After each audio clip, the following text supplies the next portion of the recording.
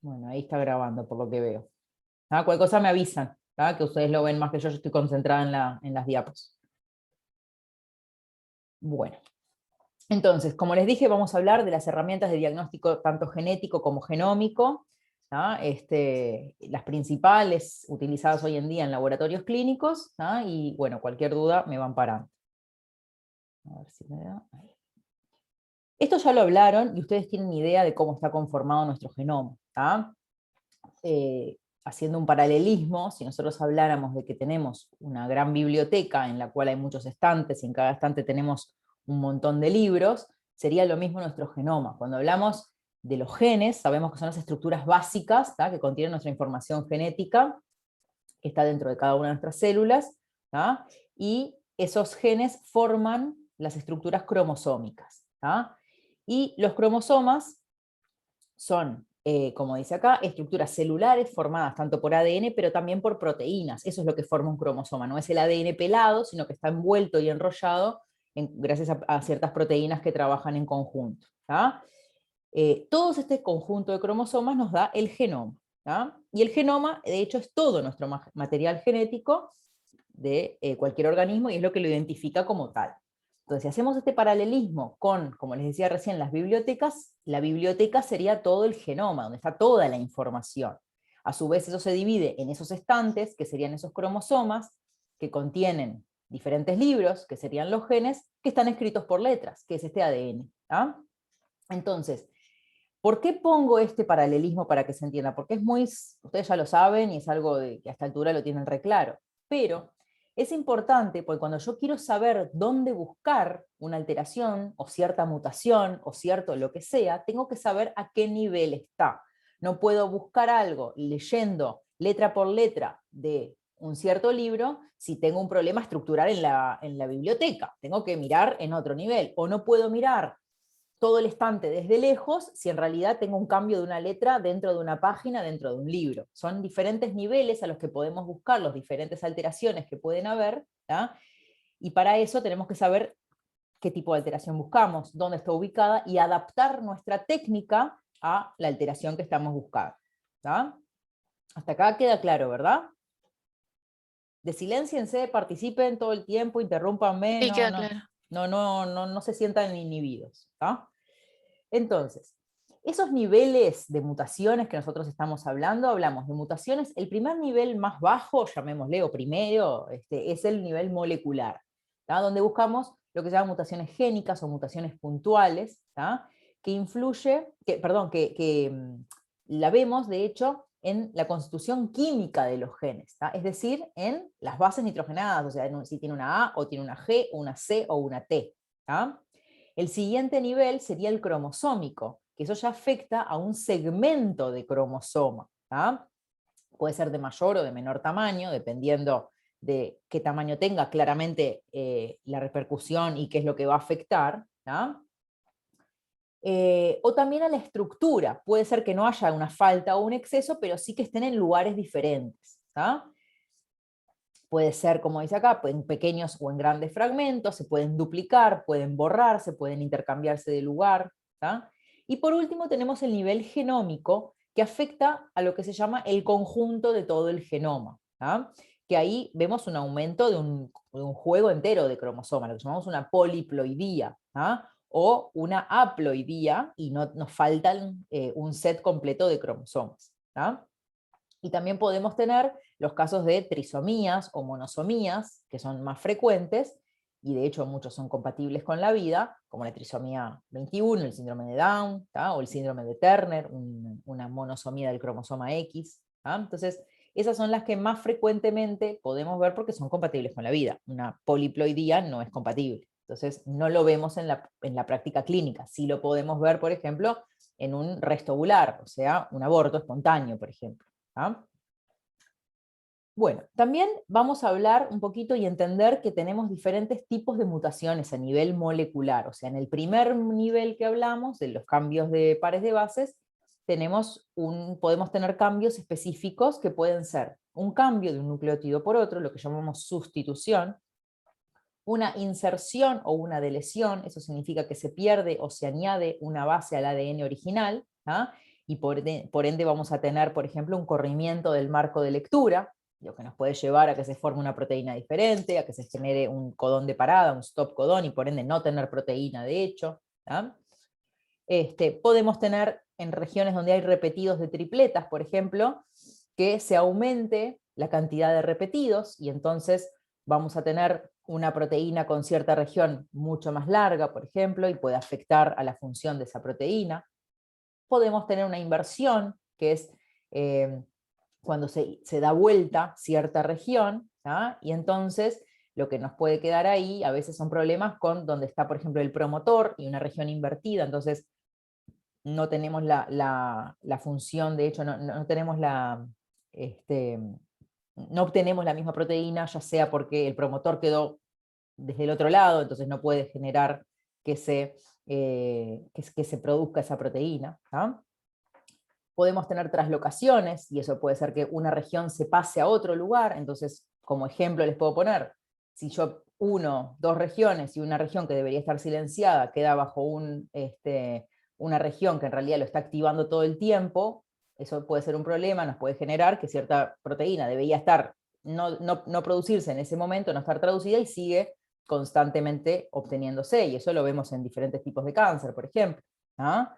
Leucemia mieloide crónica es uno de los ejemplos más comunes de esto, en donde una región pasa para otro lado y tenemos una proteína que en teoría debía silenciarse y queda constantemente activada. ¿Ah? O duplicaciones, y es donde tenemos cierto fragmento de ADN que se duplica una o más veces y claramente nos va a alterar la cadena proteica. ¿Ah? Generalmente estas mutaciones pueden provocar cambios y por ende las vamos a tomar como mutaciones patogénicas. Lo que sería, por ejemplo, si tenemos un cambio en cierta región, en donde es una región importante, por ejemplo, la región, ya sea un promotor, ya sea en la región, cierta región específica de la proteína, en donde es el lugar catalítico de la proteína, entonces si yo altero esa región, el cambio incluso de un solo aminoácido puede llegar a ser crucial y afectar la función de esa proteína. ¿Ah? Entonces, ¿qué tipos de cambios pueden ser estos? Pueden ser algunos que de hecho generen un cambio. O sea, si yo cambio, por ejemplo, una C por una G, dependiendo en qué lugar del codón esté ubicado, ustedes ya deben saber, ¿verdad?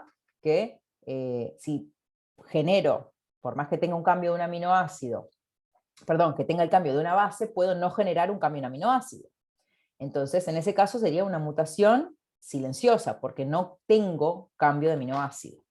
Si yo tengo una mutación que sí se genera un cambio de aminoácido, se llama missense. Yo ya no tengo el mismo aminoácido original, por lo tanto, esto, dependiendo en dónde esté ubicado, puede tener mayor o menor repercusión a nivel de lo que genera en la proteína que se obtiene. ¿Ah?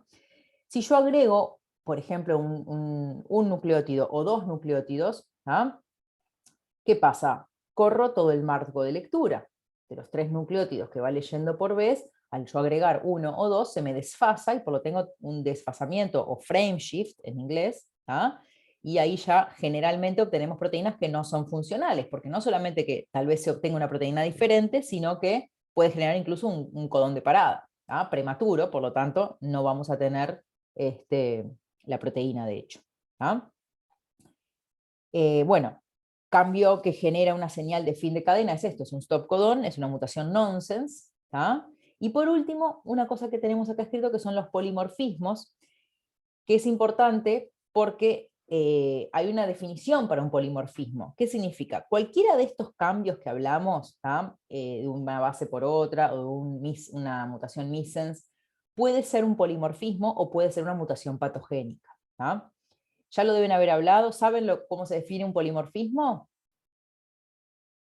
¿Alguien que me diga? O sea, en parte no sé mucho la definición, pero que tiene que tener cierta frecuencia, bueno, justo Exacto. lo dice ahí, que es tipo 1 de la población, 1%, y como que te puede generar predisposición a tener una enfermedad, creo, por lo que he entendido o algo, pero como muy poca, porque en realidad no es tan, como no puede ser tan patológica por lo frecuente que es, Claro, o algo así. exactamente. Habla de la frecuencia. ¿Ah? Cuando hablamos de polimorfismo significa que hay cambios que en la población general se ven con una frecuencia alta, en este caso mayor a un 1%. Una de cada 100 personas tiene ese cambio. No puede ser algo demasiado grave porque no sería viable, ¿no?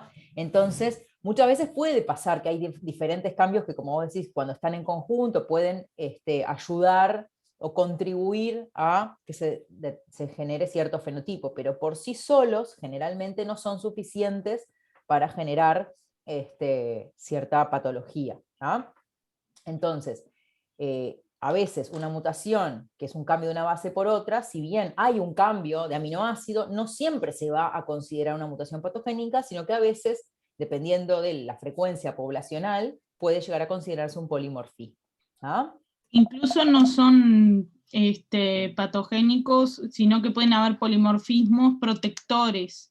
Bueno, sí, hay diferentes cambios, o sea, los polimorfismos pueden tener diferentes influencias, digamos, sobre diferentes fenotipos. En algunos casos pueden influir, ¿tá?, en cierto grado pequeño y contribuir a un cierto fenotipo final, ¿tá? En otros casos, justamente, puede generar lo contrario. En otros casos puede no ser nada, absolutamente nada, y de hecho, nosotros usamos muchas regiones polimórficas, por ejemplo, en identificación humana, para analizar si cierta persona es el asesino y está involucrado, ¿cómo lo diferenciamos a una persona de otra? ¿Qué es lo que miramos? ¿Los genes? No, porque los genes en teoría son todos iguales. Lo que miramos son regiones polimórficas, que son muy variables en la población y de hecho nos permite identificar a una persona como tal y diferenciarla de todo el resto de la humanidad, ¿no? Si un padre y un supuesto hijo efectivamente tienen una relación familiar, miran esas regiones polimórficas, porque de padre a hijo se heredan exactamente igual. Si lo comparamos con el resto de los hombres de la población, no deberían todos coincidir, todas esas regiones. ¿Queda claro? Pero no vamos a hablar de eso porque claro, es sí. una clase en sí misma. ¿Ah? Pero quería solamente destacar eso, de que no todas las mutaciones, cuando directamente las encontramos, tenemos que catalogarlas como patogénicas. ¿Ah? Lo que quiero mencionar también, que es que el diagnóstico, nosotros para poder hacer un diagnóstico genético no podemos pensar, tenemos esto, yo hago este estudio y se terminó y tengo un diagnóstico. A veces es muy fácil, pero generalmente hay que verlo como un proceso.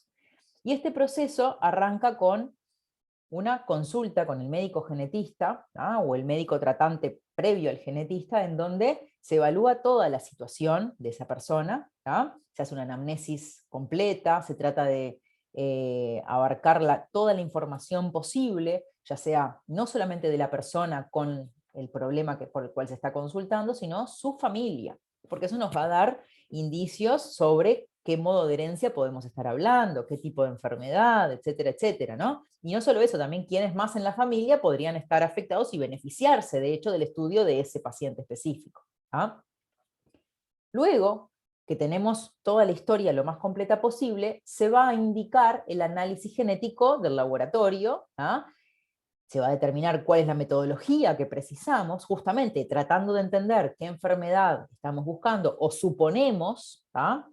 Vamos a decir, bueno, para esto lo que está involucrado es este gen, es esta región genómica, son estos 100 genes, entonces yo tengo que saber a qué nivel buscar para elegir la técnica exacta, ¿tá? Si es una mutación puntual, si es un cromosoma entero de más, o qué. ¿Tá? Después que se hace... Sí. O sea, vos estás hablando del diagnóstico genético, que es un proceso, pero mi consulta es, o sea, se tiene que hacer primero, el paciente tiene que dar un indicio de qué tipo de diagnóstico genético quiere, ¿no? O sea, ya sea por la descendencia que va a tener o por posibles patologías.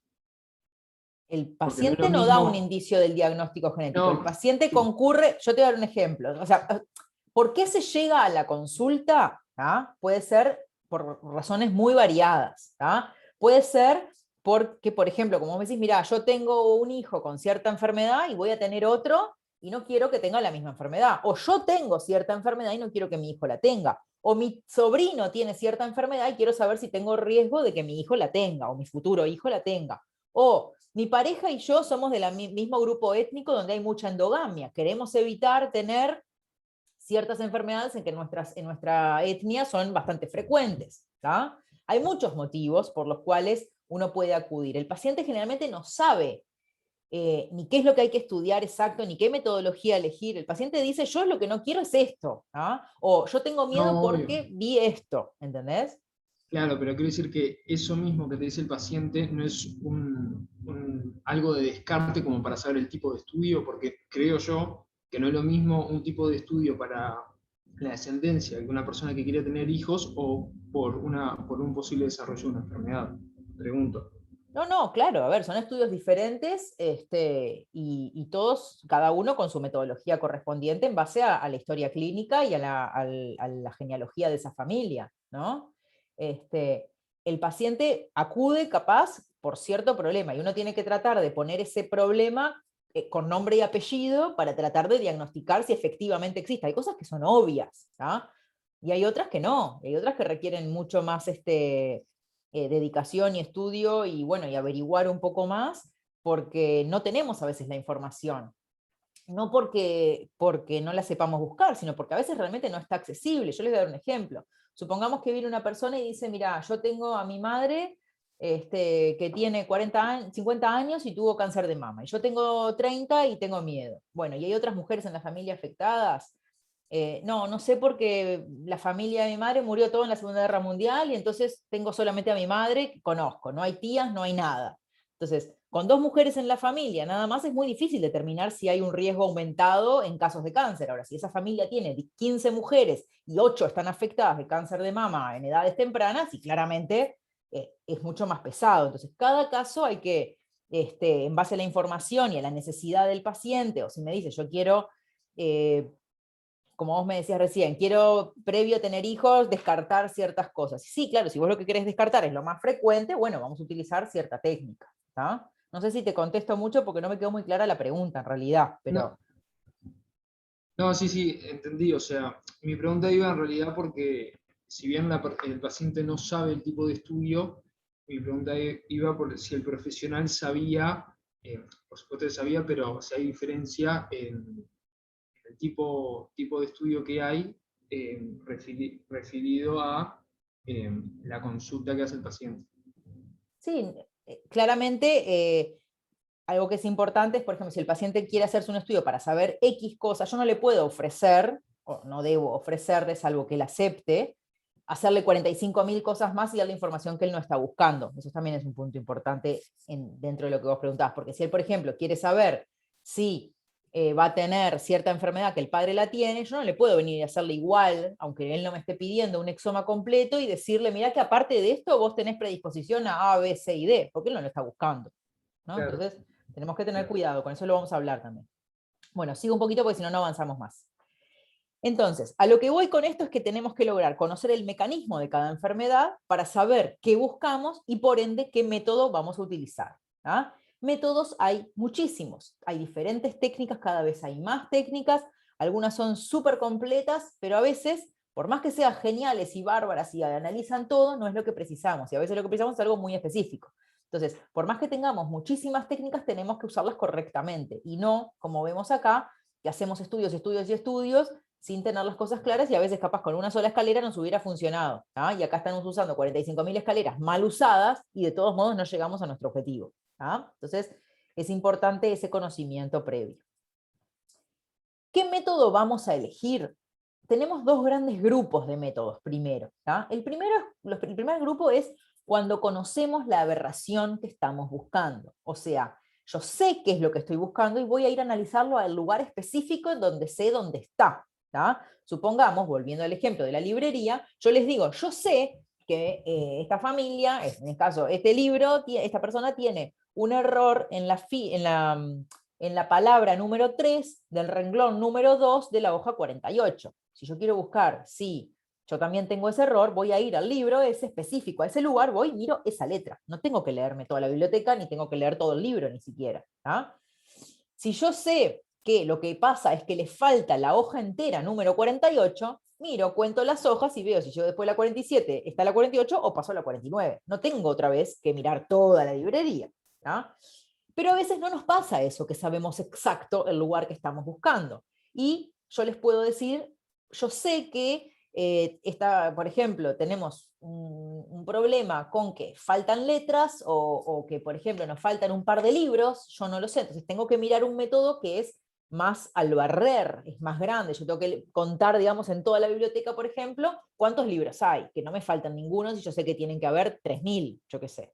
O que en este estante específico estén todos los libros, o que en este libro específico estén todas las hojas. Tengo que usar un método que no sea ir a mirar letra por letra, sino algo más genérico. Entonces, va a depender de si sabemos qué es lo que estamos buscando, o si no sabemos, porque hay muchas causas posibles. ¿tá? Entonces, dentro de los métodos, cuando conocemos la aberración, en especial, se los menciono y vamos a hablar rapidito de alguno de ellos, ¿tá? Es secuenciación, ¿tá? Que es la secuenciación de un gen, por ejemplo, de una región de un gen, un exón, que es leemos las letras, o sea, agarramos esa página y leo letra por letra de ese libro qué es lo que dice, ¿tá? Y veo si están todas las letras correctas o no.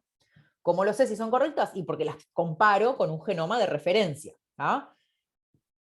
Después tenemos el estudio de FISH, que es un estudio que es citogenético, en realidad es molecular, pero se usa en conjunto con citogenética, que es utilizar una sonda fluorescente y decir, bueno, como se hibrida una región pequeñita, específica, que yo tengo que conocer, ¿tá? Voy a decir, bueno, esta región está o no está, pero tengo que conocer la región que estoy buscando.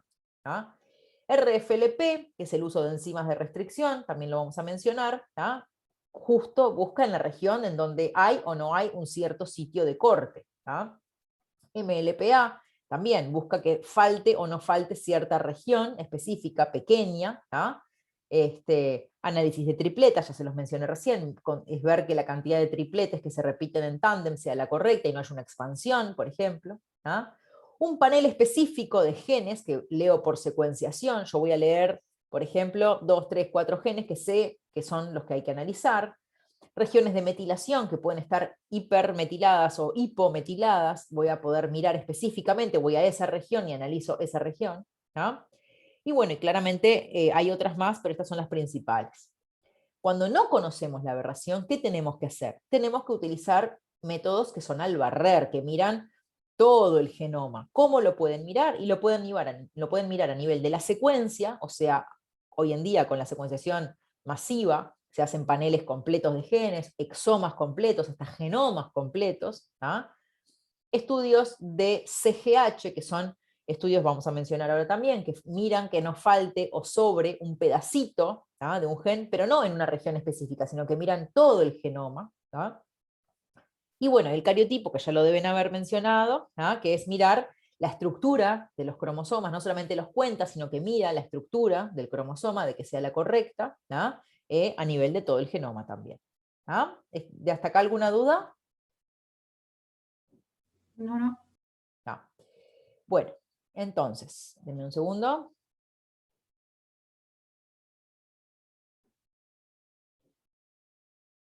Bien, entonces, vamos a empezar por las técnicas genéticas, ¿tá? Hablar algunas de las principales. ¿tá? Lo que ya hayan dado y sepan, me avisan, así no reitero. ¿tá? Y si alguna cosa no les queda claro, me paran y vuelvo un poquito para atrás. Para empezar a hablar de técnicas en biología molecular, una de las cosas básicas y que fue un antes y un después es la PCR. ¿tá? Es reacción en cadena de la polimerasa, ¿tá? de ahí la letra PCR, Polymerase Chain Reaction, ¿tá? donde lo que nosotros hacemos es amplificar un segmento específico de ADN, ahora vamos a ver cómo. ¿tá? Realmente fue, como les digo, un antes y un después. La persona que la puso a punto en el año 86, ¿tá? recibió incluso el premio Nobel, Kary Mullis, ¿tá? por esta técnica, porque realmente revolucionó lo que nos permite ver en el genoma. ¿tá? Si bien tenemos técnicas posteriores que fueron realmente muy, muy exitosas, incluso todo el tema de secuenciación masiva, pero se basan en la PCR, de hecho, ¿tá? original. ¿Qué es lo que hacemos? ¿Ya lo saben? ¿Esto conocen? ¿Hablaron? ¿Alguien que me diga a ver si explico o no? ¿Hablaron de esta técnica PCR? ¿Alguien? ¿En este curso preguntás? En general, si saben, sí, ya En lo hablaron. general sí, en el curso no, pero en general yo por lo menos sí, no sé los demás. Está, perfecto. Sí. Bien, perfecto. Me están poniendo acá, alguien puso en BCM, está. Entonces, no voy a entrar en el detalle, si a alguien le queda alguna duda me pregunta, ¿tá? Porque así no pierden, pero no perdemos tiempo tampoco. Acá la idea es partir de una región específica que conocemos, utilizando primers, o sea, son cebadores específicos para la región que yo quiero amplificar, y poder obtener una gran cantidad de esa región específica que a mí me interesa. Por lo tanto, de todo el genoma de 3.000 millones de pares de bases, yo me voy a amplificar 100, 200, 300, y eso es la región con la que voy a trabajar. ¿Tá? Para eso se utiliza un termociclador que, subiendo y bajando temperaturas con estos primers, claramente con nucleótidos y ADN polimerasa y todo lo que se precisa, los buffers correspondientes, me va a permitir partir de una región de tener una sola copia a tener muchísimas copias de esa región, porque en cada fase, en cada ciclo de la PCR se duplica la cantidad original, o sea, hay un aumento exponencial de la cantidad de ADN que obtenemos al final. ¿Tá? En cuanto a los componentes, se los dejo acá detallados, si ya lo vieron no voy a reiterar. ¿Tá? Acá vemos lo mismo, en el primer ciclo esto es lo que pasa, se unen los cebadores, se separan las hebras, perdón, se unen los cebadores, se replica, y ahí tenemos el doble de material genético luego de la extensión, y así en cada ciclo se separan, se unen los cebadores, se replica, y así sucesivamente. ¿Ah? Entonces, una vez que termina la PCR, yo tengo un tubito así chiquito, ¿ah? Si hablamos en tiempo final, una PCR tradicional, antigua, un tubito así chiquito de PCR que tiene todo eso, todo el material adentro. Pero yo no veo lo que pasa ahí adentro, no sé lo que pasa. Veo una gotita de agua y ahí es lo que hay. Entonces tengo que utilizar un método de visualización para poder ver eso. ¿Ah? Los métodos de visualización que tenemos son diferentes. Puede ser, por ejemplo, una electroforesis, como vemos acá, ¿ah? Donde lo que vemos es las bandas, el ADN que corre por su carga negativa, ¿ah? En un campo que se genera. Nosotros lo que hacemos es ponemos en un gel de agarosa con los pocillos, como ven acá, los agujeritos estos que ven acá, ¿tá? Se pone el ADN, se prende esa fuente, ¿tá? Y ese ADN, como tiene una carga negativa, ¿tá? Empieza a correr del polo negativo al positivo, ¿tá? Y vamos a ir separándolo en base al tamaño. ¿Tá? La cantidad de bandas, la cantidad de pares de bases va a determinar su tamaño. Cuanto más pesado, más lento va, y cuanto más chiquitito, más rápido corre. Por lo tanto, claramente esta banda es más chiquita en tamaño el ADN que esta. ¿Ah? Entonces, ¿qué es lo que nos permite ver esto? Y bueno, presencia, ausencia. ¿Ah? ¿Está o no está? Si yo acá puse mi producto de PCR pero no amplifico nada, significa que ahí no había nada. Supongamos que yo estoy amplificando, no sé, la presencia de cierto virus, por decirlo, yo que sé, un ejemplo. Si yo agarro una muestra y pongo los primers y todo y miro a ver si hay y no hay nada, es porque ahí no amplificó, no había template, no estaba mi target, digamos, mi región que yo quería analizar, entonces no se pudo replicar. Presencia, ausencia. ¿Tá? Nos permite diferenciar por tamaños y ver, por ejemplo, si yo tengo un repetido de tripletas con 100 o con 500, claramente voy a tener un tamaño diferente de la banda. ¿Tá? Y también se puede semi-cuantitativamente, no es lo ideal, ver cantidad. Cuanto más pesada se ve la banda, más grande, más gorda, más intensa, refleja un poco la cantidad, digamos que claramente acá hay más que acá de ADN. ¿Ah? Pero eso no es lo ideal como método cuantitativo. Después tenemos una diferencia, una mejora, digamos, de esta PCR que surge, que es utilizar un primer fluorescente. Entonces, lo que nos permite es, en vez de hacer un gel de agarosa, es utilizar un gel, una electroforesis capilar, donde el equipo tiene un detector, un sensor, digamos, de fluorescencia, que cuando pasa, cuando pasa por el capilar la región de ADN por esa región, tac, lo lee y determina en qué momento pasa. Y como lo compara con una escalera, o sea, con tamaños conocidos de ADN con primer fluorescente, si en ese mismo momento pasó la banda de los 50 del peso molecular, esa bandita misma va a tener 50. Si pasó un poquito antes, va a ser más grande, más chica, y así sucesivamente. ¿Ah? Así es como se ve ya en una computadora, ¿ah? Con un software que nos permite determinar, en este momento pasó una banda que se corresponde con 160 pares de bases. ¿Ah? Acá pasó una banda con 160 y acá pasó otra cerca de los 230. ¿Ah? Y así podemos determinar con mucha más precisión, porque estamos hablando de que lo detecta un láser, ¿ah? Que esto que es a ojo, ¿no? ¿Hasta acá alguna duda?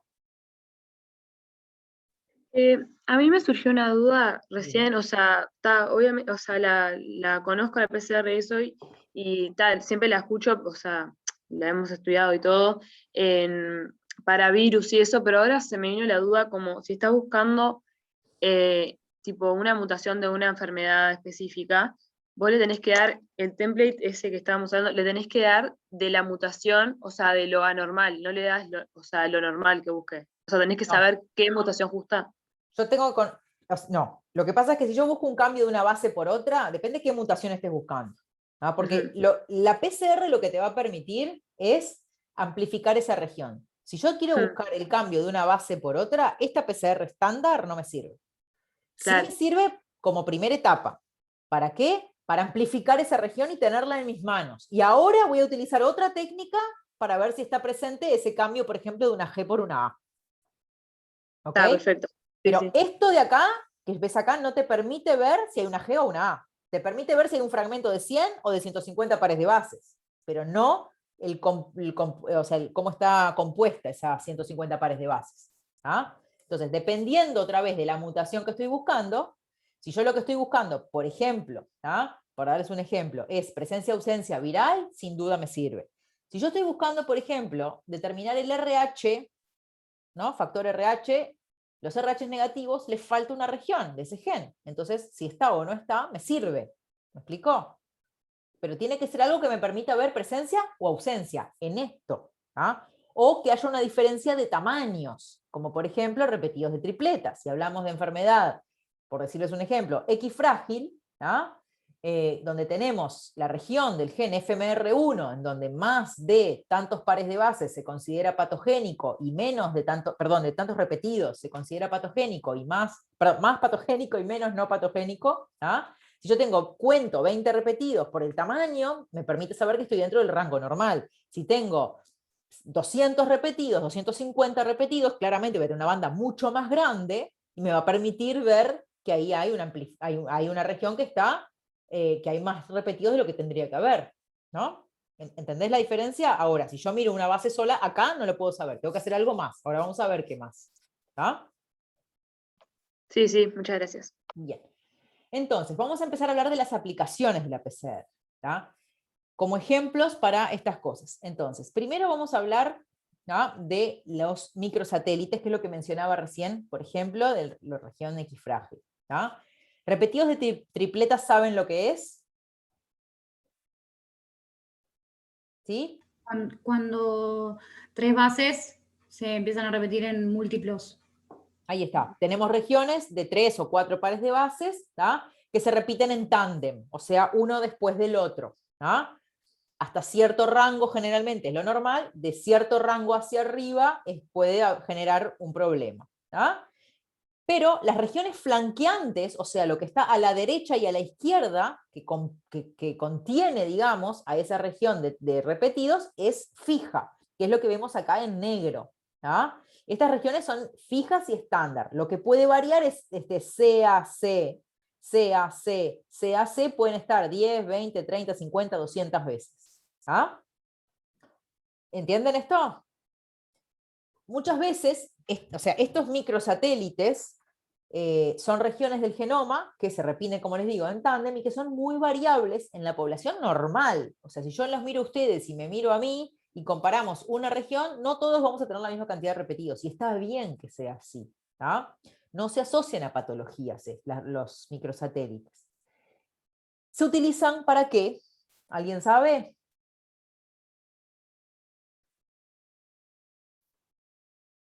Lo mencionamos al principio de para la... reconocimiento de paternidad o para reconocimiento de personas puntualmente. Exacto, para identificación humana. Como son tan polimórficos, son muy útiles en la información y nos permiten diferenciar bien dos personas. Y más al mirar muchos microsatélites, en el conjunto total, si yo miro todas esas regiones y hago un perfil genético de esa persona con 20 marcadores, es muy difícil que dos personas coincidan 100%. Entonces podemos identificarlas. A veces nos permiten incluso hacer estudios indirectos. Por ejemplo, determinar qué cromosoma le pasó para poder identificar si es el paterno o el materno, y si no sabemos exacto qué gen estamos buscando, pero que esa región está involucrada, y vemos que el cromosoma que tiene el padre, que es el afectado, está en el hijo también, podemos inferir que contiene esa región patogénica. ¿ah? Entonces, estudios indirectos también nos permite hacer, pero no son regiones que se relacionen directamente con patologías, ¿ah? Acá, por ejemplo, vemos cómo usar esa información de forma indirecta para determinar el síndrome de Prader-Willi. Puede darse el síndrome de Prader-Willi, no sé si lo han mencionado, pero por varios orígenes, ¿tá? Por varias causas, digamos. Una de ellas es la de lesión, una de lesión de cierta región, ¿tá? Otra puede ser un problema de imprinting, o sea que haya una metilación diferencial que no es lo correcta, pero también puede llegar a darse, como es una región que sufre imprinting, que tengamos dos copias de un mismo progenitor y por ende vamos a desarrollar la enfermedad, porque lo normal sería tener una copia de la madre y una del padre, porque esos genes se expresan únicamente de uno de esos alelos. Entonces, si yo tengo solo dos alelos paternos, voy a tener un exceso de proteína, y si tengo solo dos maternos, voy a tener una falta completa de proteína, porque supongamos que eso se tendría que expresar solamente de uno de los dos cromosomas. Entonces, ¿qué es lo que vemos acá? Si vemos acá a la madre, que es amarilla y verde, los cromosomas de ella, ¿tá? Y el padre, que es negro y azul, mirando esas diferentes regiones cromosómicas, las identificamos porque acá hay 246, supongamos, pares de bases, 193, 146, 130, ese es un cromosoma, ¿tá? Para estas 4 regiones que estoy analizando. Esa misma región en el otro cromosoma del padre, ¿tá? Tiene 242 pares de bases y no 246, pero está bien, es normal.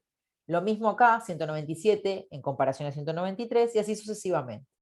Cuando miramos la madre tiene una composición diferente, 242, 244 y así en cada uno de los cromosomas. Cuando miramos al hijo, vemos que cuando cuantificamos esas 4 regiones, vemos que coincide un cromosoma con el de la madre y el otro también de la madre. Que esto no es normal, ¿estamos de acuerdo? Él tendría que tener o el azul, o el amarillo o el verde, y no los dos, y tener un negro o un azul. ¿Ah?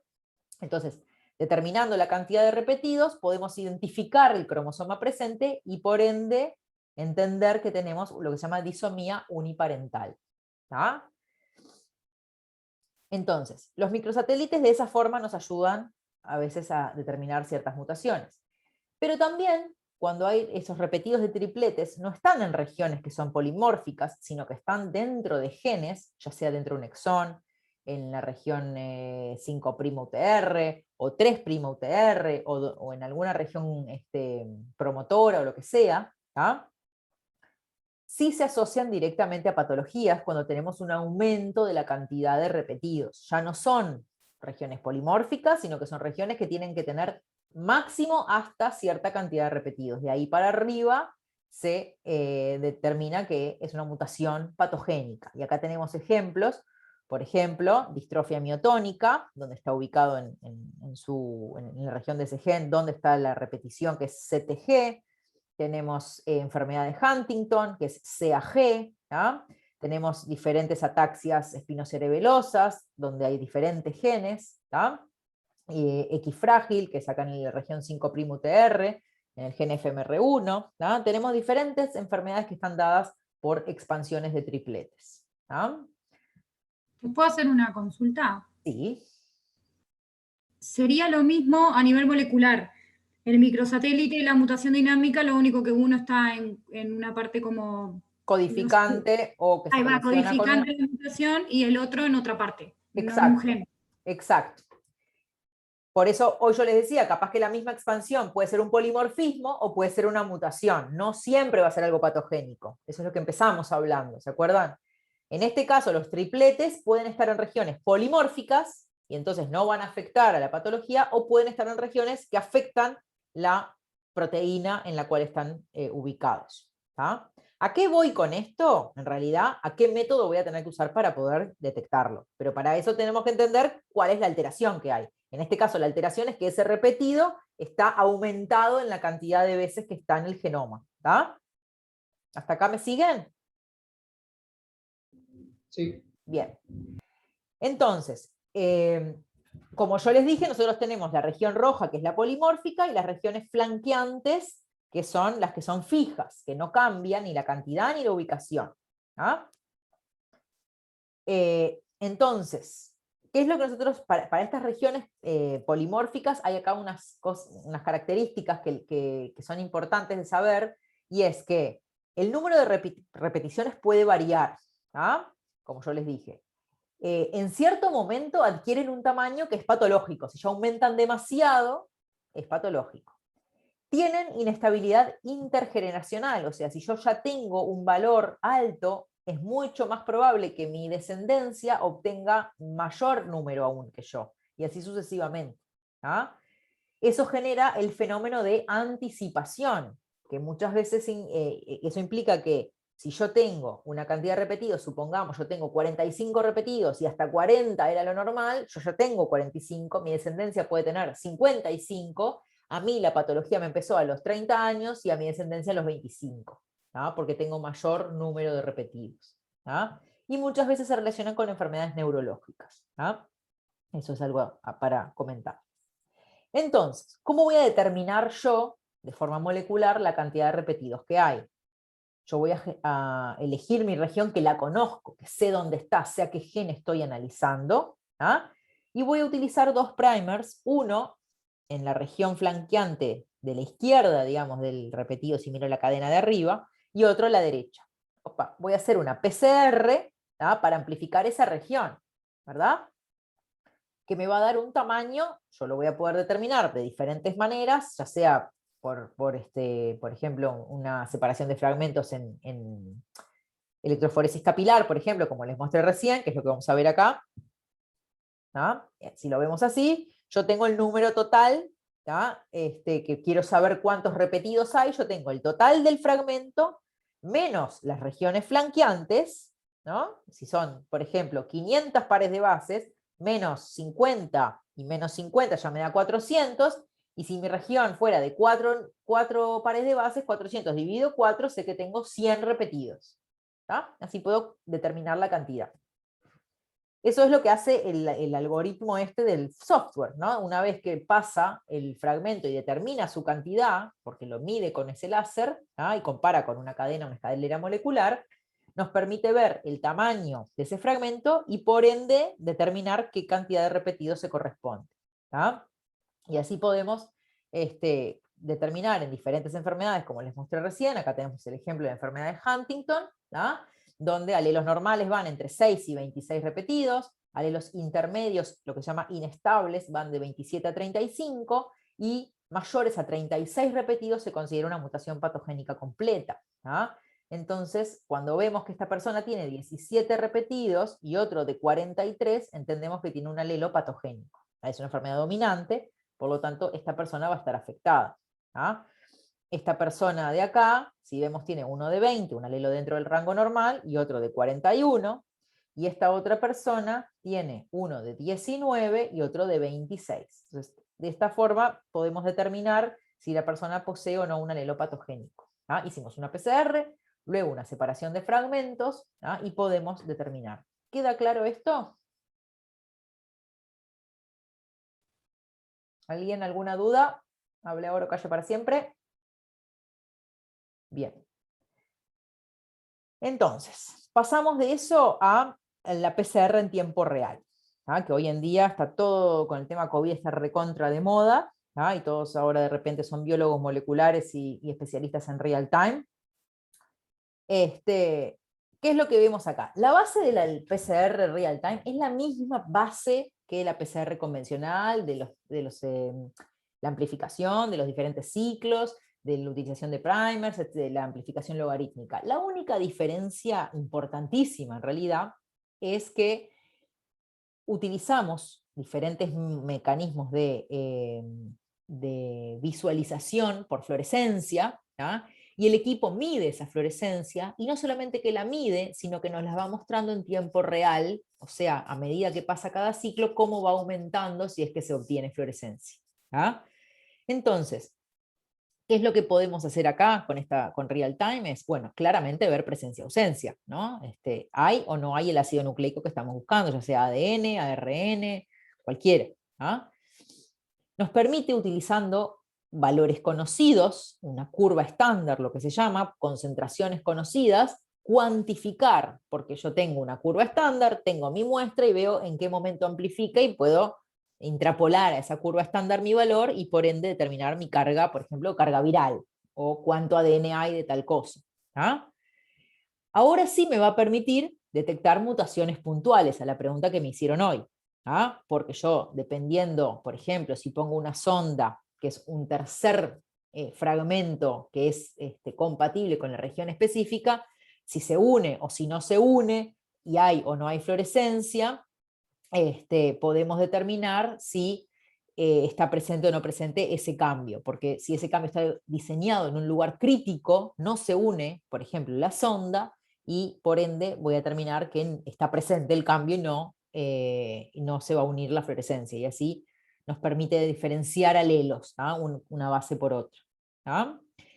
Otra gran ventaja que tiene es que no es necesario realizar una electroforesis posterior, abrir un tubo, eso implica riesgo de contaminación, riesgos de manipular grandes cantidades de ADN amplificado, lo cual nos lleva a grandes riesgos en ese sentido, y nos ahorra mucho tiempo, porque yo terminé la PCR a las 2-3 horas y ya tengo el resultado, no tengo que estar haciendo otro procedimiento más de separar los fragmentos o de hacer un gel o lo que fuera.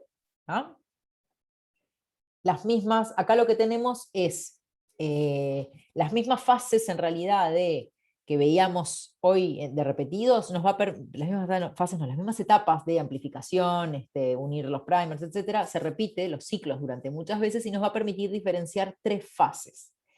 La primera, que es esta que está en rojo acá, es la fase exponencial. ¿Qué significa? Que en cada ciclo se duplica la cantidad de ADN que tenía en el ciclo anterior. ¿Por qué? Porque está la PCR en su mejor momento, todos los insumos están bien, tenemos todo lo que tiene que haber para que la eficiencia sea el 100%. Luego empieza a haber una fase más lineal, donde los componentes de la reacción empiezan a consumirse y ya no tenemos esa amplificación exponencial. Y entonces dos reacciones llegan a un momento que van a llegar ahí, a uno le va a llevar más, a otro le va a llevar menos, pero van a llegar. Y por último el plató, donde ya se produce el fin, digamos, de la reacción, donde no tenemos más insumos, no tenemos nada más para amplificar. Esta fase, de hecho, la última que vemos acá, el plató, es lo que detectamos en una PCR en tiempo final, porque yo hasta que no termine la reacción no miro lo que pasa. La ventaja es que acá podemos utilizar esta fase y mirar lo que pasa en esta fase, y ahí podemos comparar mucho mejor 2 muestras y decir esta parte de mayor cantidad de ADN inicial o menos cantidad de ADN inicial, ahora lo vamos a ver. Entonces, acá es lo que ven, tenemos 3 curvas diferentes que todas empiezan en el mismo momento y todas llegan al mismo final, pero no tienen el mismo recorrido. ¿Por qué? Porque cada una de esas muestras tiene mayor carga viral, por ejemplo, inicial. Si ponemos ahora el tema COVID, que está muy de moda, claramente, si yo paso acá una línea, ahora vamos a hacer un threshold, o sea, una línea de corte, donde yo digo de acá para arriba voy a medir y de acá para abajo es ruido. Supongamos, yo lo pongo donde empieza la fase exponencial, paso por acá una línea, yo digo, ¿a quién le llevó menos tiempo llegar a esta línea que va por acá? Y claramente a la roja, porque parte de mayor carga inicial, en comparación al azul, que parte de mucho menor. Va a llegar a ese punto, pero no le lleva 1, 2, 3, 4 ciclos, le lleva 5, 6, 7, 8 ciclos, el doble. Entonces nos permite diferenciar eso en las muestras. Los sistemas de detección que les comenté que usa, o sea, yo tengo que poder ver lo que pasa ahí adentro, y para eso uso fluorescencia. Los métodos de fluorescencia más conocidos y utilizados son el CyberGreen, que es uno genérico. Es, en realidad, un componente que se va a unir al ADN doble cadena. No importa nada si está presente o no está presente cierta secuencia. Se une a todo ADN doble cadena. O sea, se genera, hay amplificación, se une y no me permite distinguir nada. Se une a todo el producto de PCR. Entonces, si yo quiero ver presencia-ausencia, supongamos, me puede servir. Se usa mucho en investigación esto. ¿Por qué? Porque es más económico, pero no nos permite diferenciar por la secuencia. Si yo estoy amplificando por error algo inespecífico, no me sirve para detectar esto. No me permite diferenciar el CyberGreen. ¿Ah? Otro tipo de sondas que se utilizan son sondas FRET, que acá lo que hacemos es utilizar sondas que se unen de forma complementaria, 100%, digamos, a la región, y solamente si las dos sondas están unidas, hay una transferencia, como ven acá, de resonancia, entonces, por excitar a una longitud de onda y detectar a otra longitud de onda, podemos ver que hay amplificación. Pero para eso las dos ondas se tienen que unir sí o sí al target. Si yo tengo una amplificación inespecífica, esas ondas que son específicas, de secuencia específica, no se van a unir. Supongamos que yo, volvemos al ejemplo de COVID, que está muy de moda, como les dije, yo tengo primers que amplifican, en teoría, la región del genoma viral de COVID, lo amplifican, yo, si pongo CyberGreen, se va a unir a todo, impecable, me va a mostrar que hay una amplificación. Ahora, si yo por error mis primers no están bien, y amplifican también, no sé, influenza, va a amplificarlo, y yo tengo influenza, lo va a amplificar igual. El CyberGreen se va a unir igual, y yo voy a pensar que tengo COVID. Pero, si uso sondas FRET, como las sondas FRET son otras dos secuencias más, que son únicamente diseñadas para unirse a COVID, por más que mis primers sean inespecíficos y amplifiquen influenza, estas sondas no se van a unir al target amplificado de influenza, por lo tanto no va a haber fluorescencia y no voy a detectarlo. Entonces nos permiten mejorar aún más nuestra especificidad en la PCR, tiempo real. Otro tipo de sondas que cumplen la misma función, en este caso que las FRET, son las sondas Tachman. Es una sonda que no como ahora se unen y al estar unidas entre sí hay un traspaso de resonancia y por ende fluorescencia, sino que es una sonda que tiene en uno de sus extremos un reporter, o sea, un fluoróforo que va a fluorecer, pero en el otro extremo de la misma sonda, de la misma región, tiene un quencher que absorbe esa fluorescencia. Entonces, si la sonda está intacta, cuando arranca la PCR no hay fluorescencia, porque la sonda está intacta. Esta sonda se une, igual que recién hablábamos, de forma muy específica a nuestro target, que es lo que vemos acá.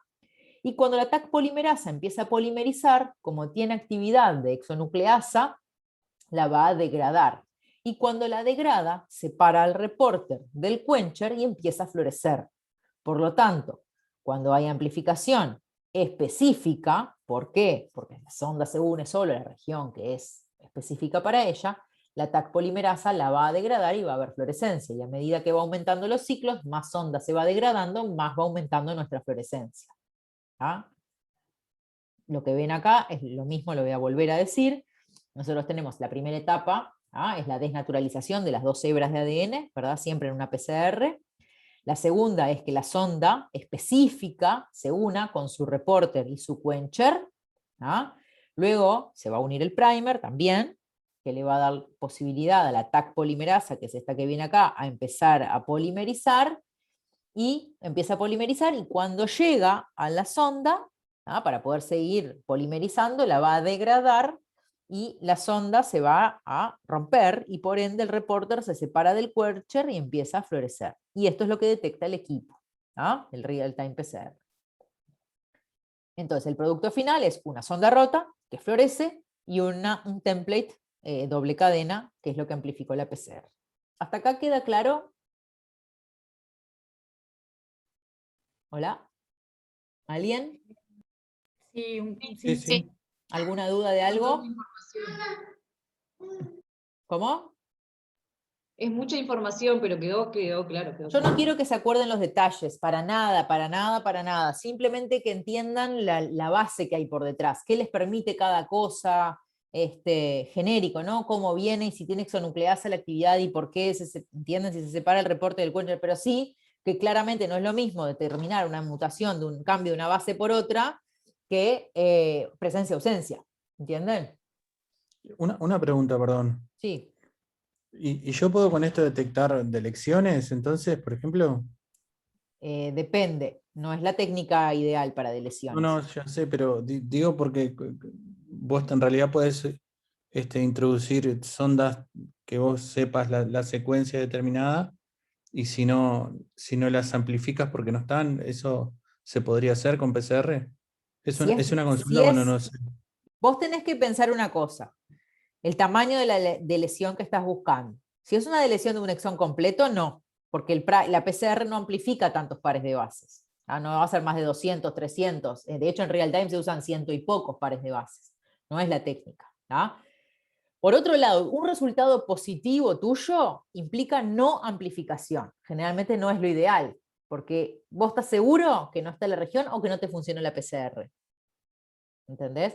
Tenés que tener algo que te permita, un control interno se llama, que es, por ejemplo, amplificar otra región en paralelo, que sí se amplifique siempre para saber, es como cuando haces un EVA-test, ¿viste, del embarazo? Que siempre tenés que tener una raya, y si está la otra, es que estás embarazada, y si no, no, porque tenés que tener un control de que eso te funcionó y que no pusiste agua en vez de orina, yo qué sé, ¿entendés? Entonces acá es lo mismo, tiene que haber un control. La deleción es un problema, porque o sea, se podría siempre y cuando sea chiquito para que entre dentro de la región contenida de los primers,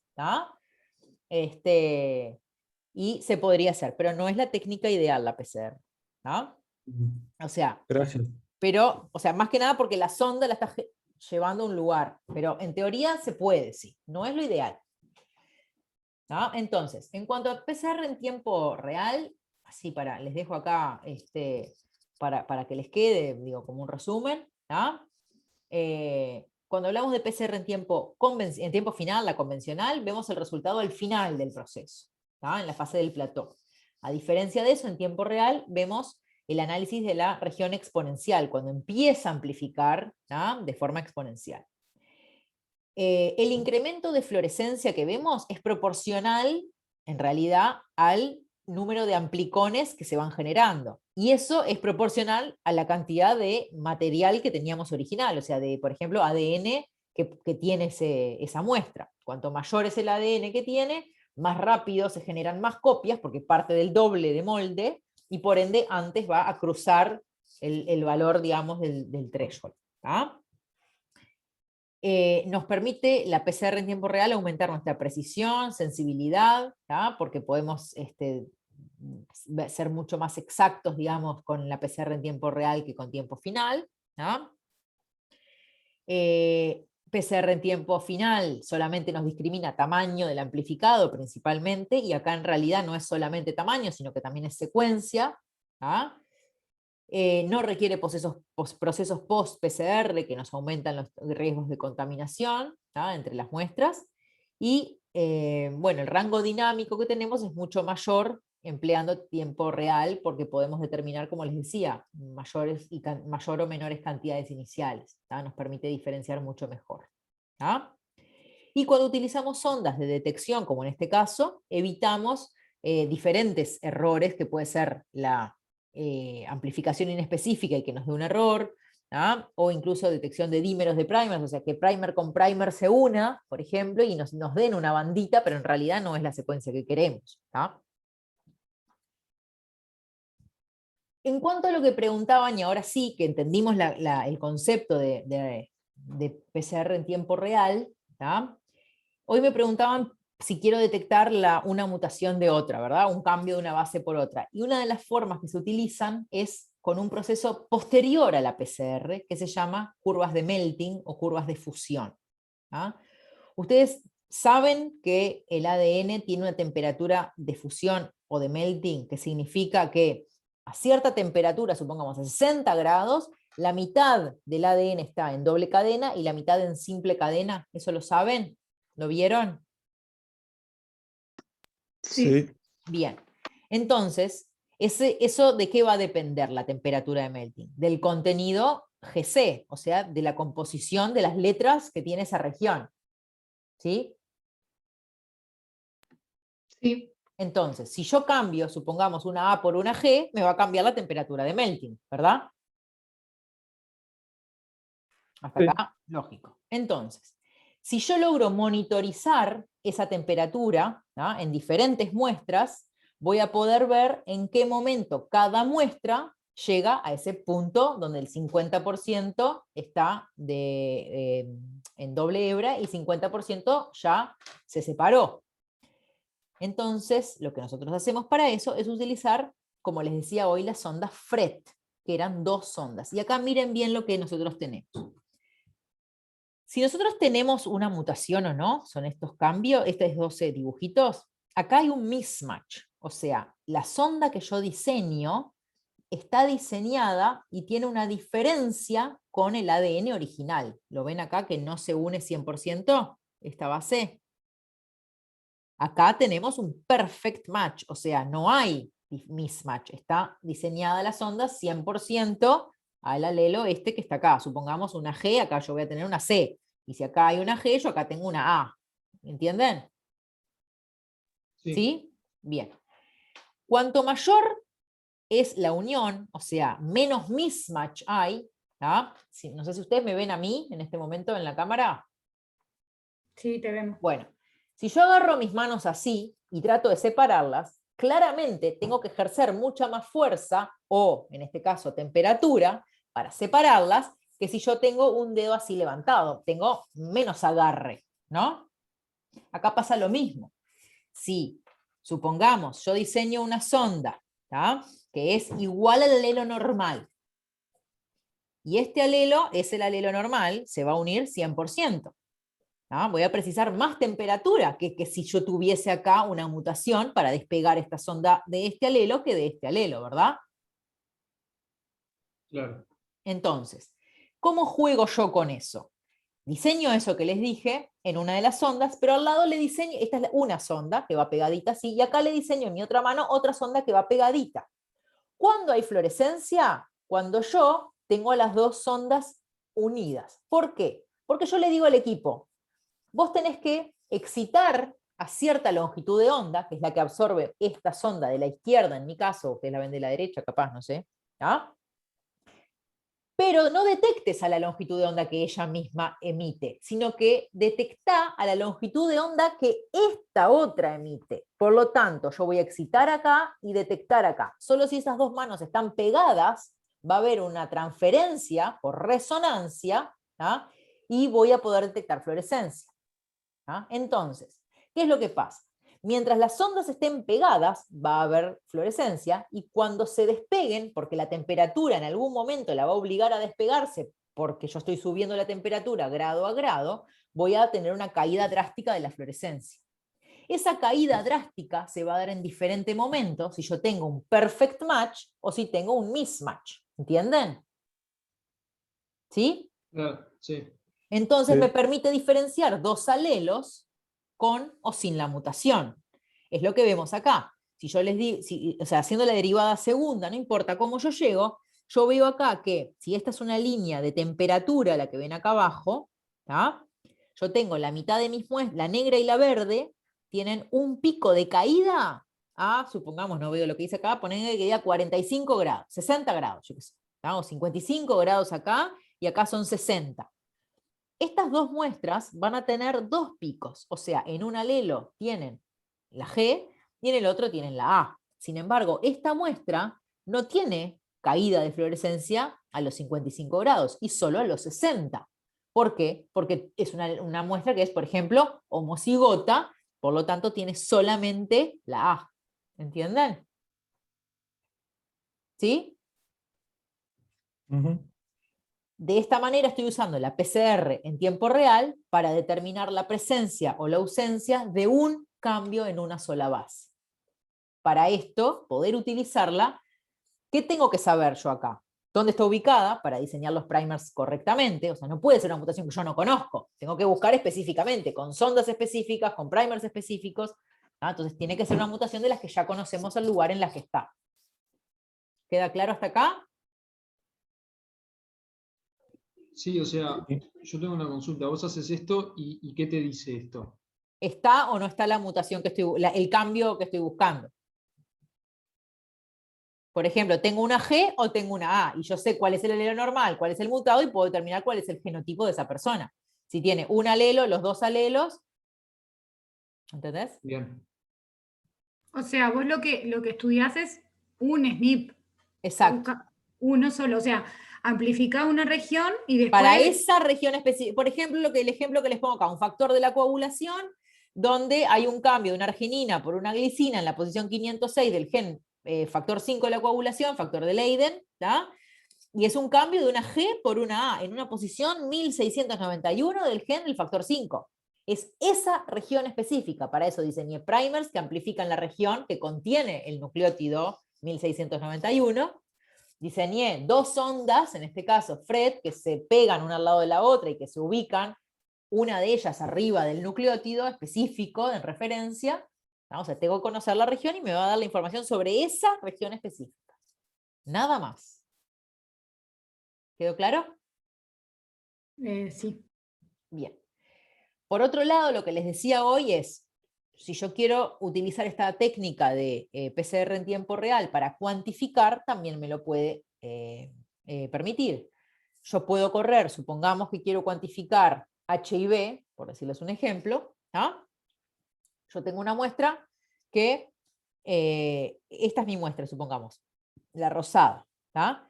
Y yo corro 1, 2, 3, 4 puntos de cargas conocidas de HIV, que esto se refiere a 10.000 copias, este se refiere a 1.000, este se refiere a 100, este se refiere así, y dependiendo del valor que yo obtengo en mi muestra, puedo intrapolarlo a mi curva estándar, como ven acá, y sacar el valor final de mi muestra. ¿Ah? Ay, me fui para el otro lado. ¿Ah? Es lo que ven acá. Yo tengo hecho una curva estándar con varios puntos rojitos, que es la curva, y mi muestra es la azul. Yo la meto y dice, bueno, en base a dónde cae dentro de la curva, me dice que tengo tantas copias de ARN viral, por ejemplo. ¿Ah?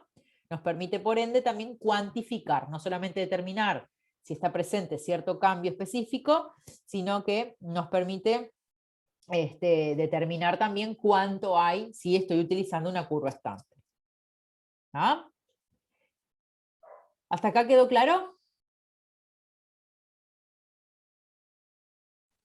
¿Sí?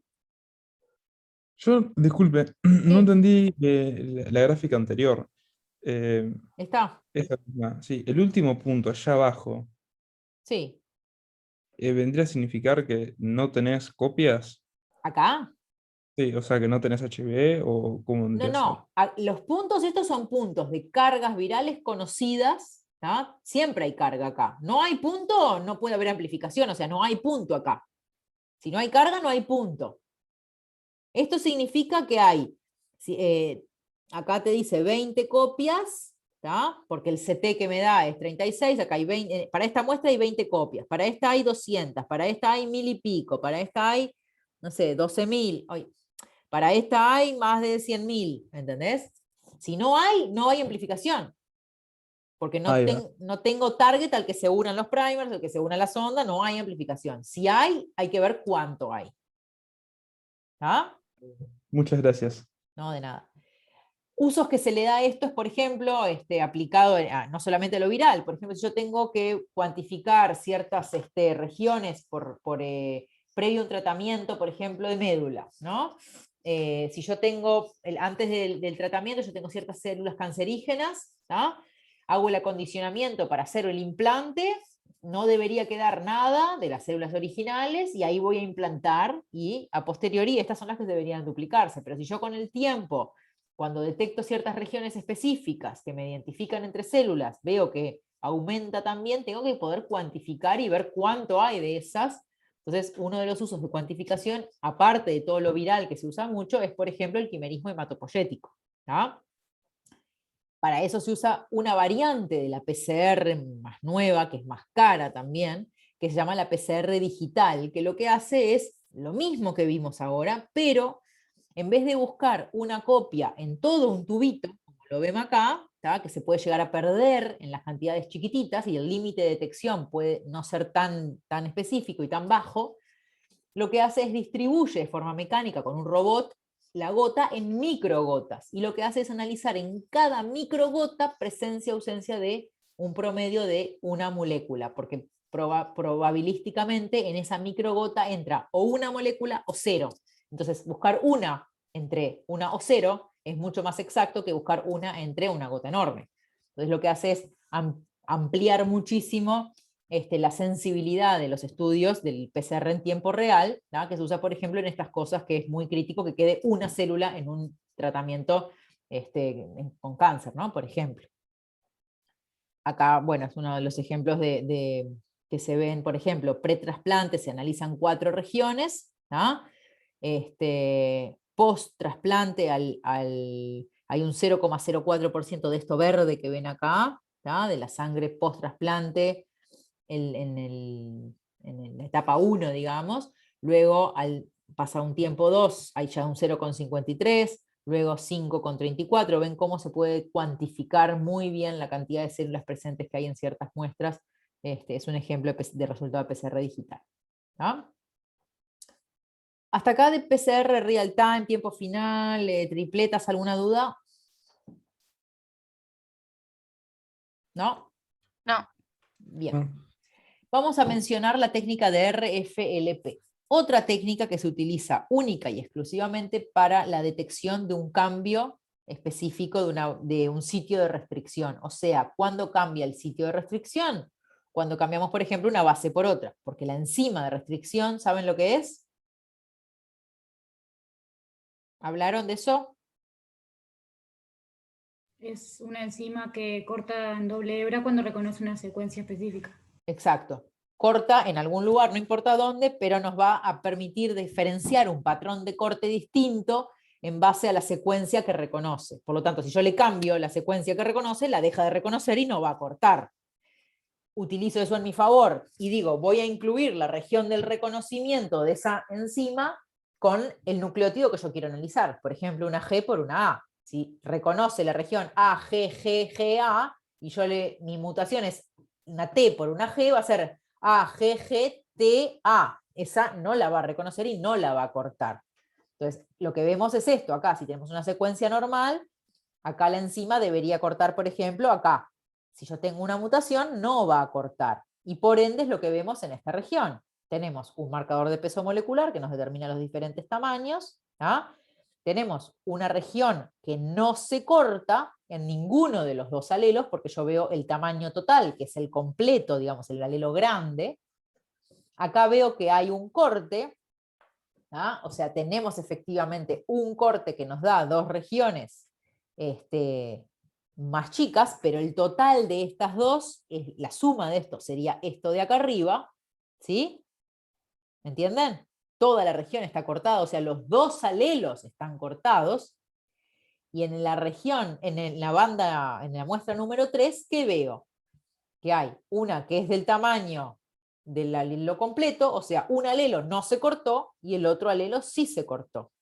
Es un heterocigota, ¿entienden? ¿Sí? Sí, sí.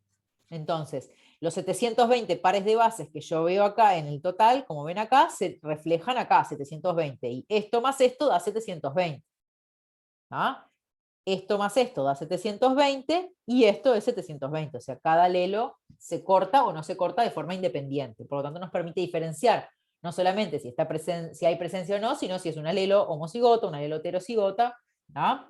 O homocigota mutado, homocigota normal o heterocigota. ¿Ah? Entonces, el uso de enzimas de restricción, ¿cómo lo puedo utilizar? Primero tuve que amplificar esa región. Por eso, volvemos a la pregunta que alguien me hizo hoy, la PCR en tiempo final no es ideal para detectar un cambio de una base por otra. Pero si yo la uso para amplificar esa región y después al producto de PCR lo someto al corte con estas enzimas de restricción, me va a permitir cortar o no cortar en base a si está presente o no la mutación. ¿Quedó claro? ¿Sí? Sí. Bien. Sí, una pregunta. ¿Qué largo tiene que ser la secuencia que vos le das para que reconozca?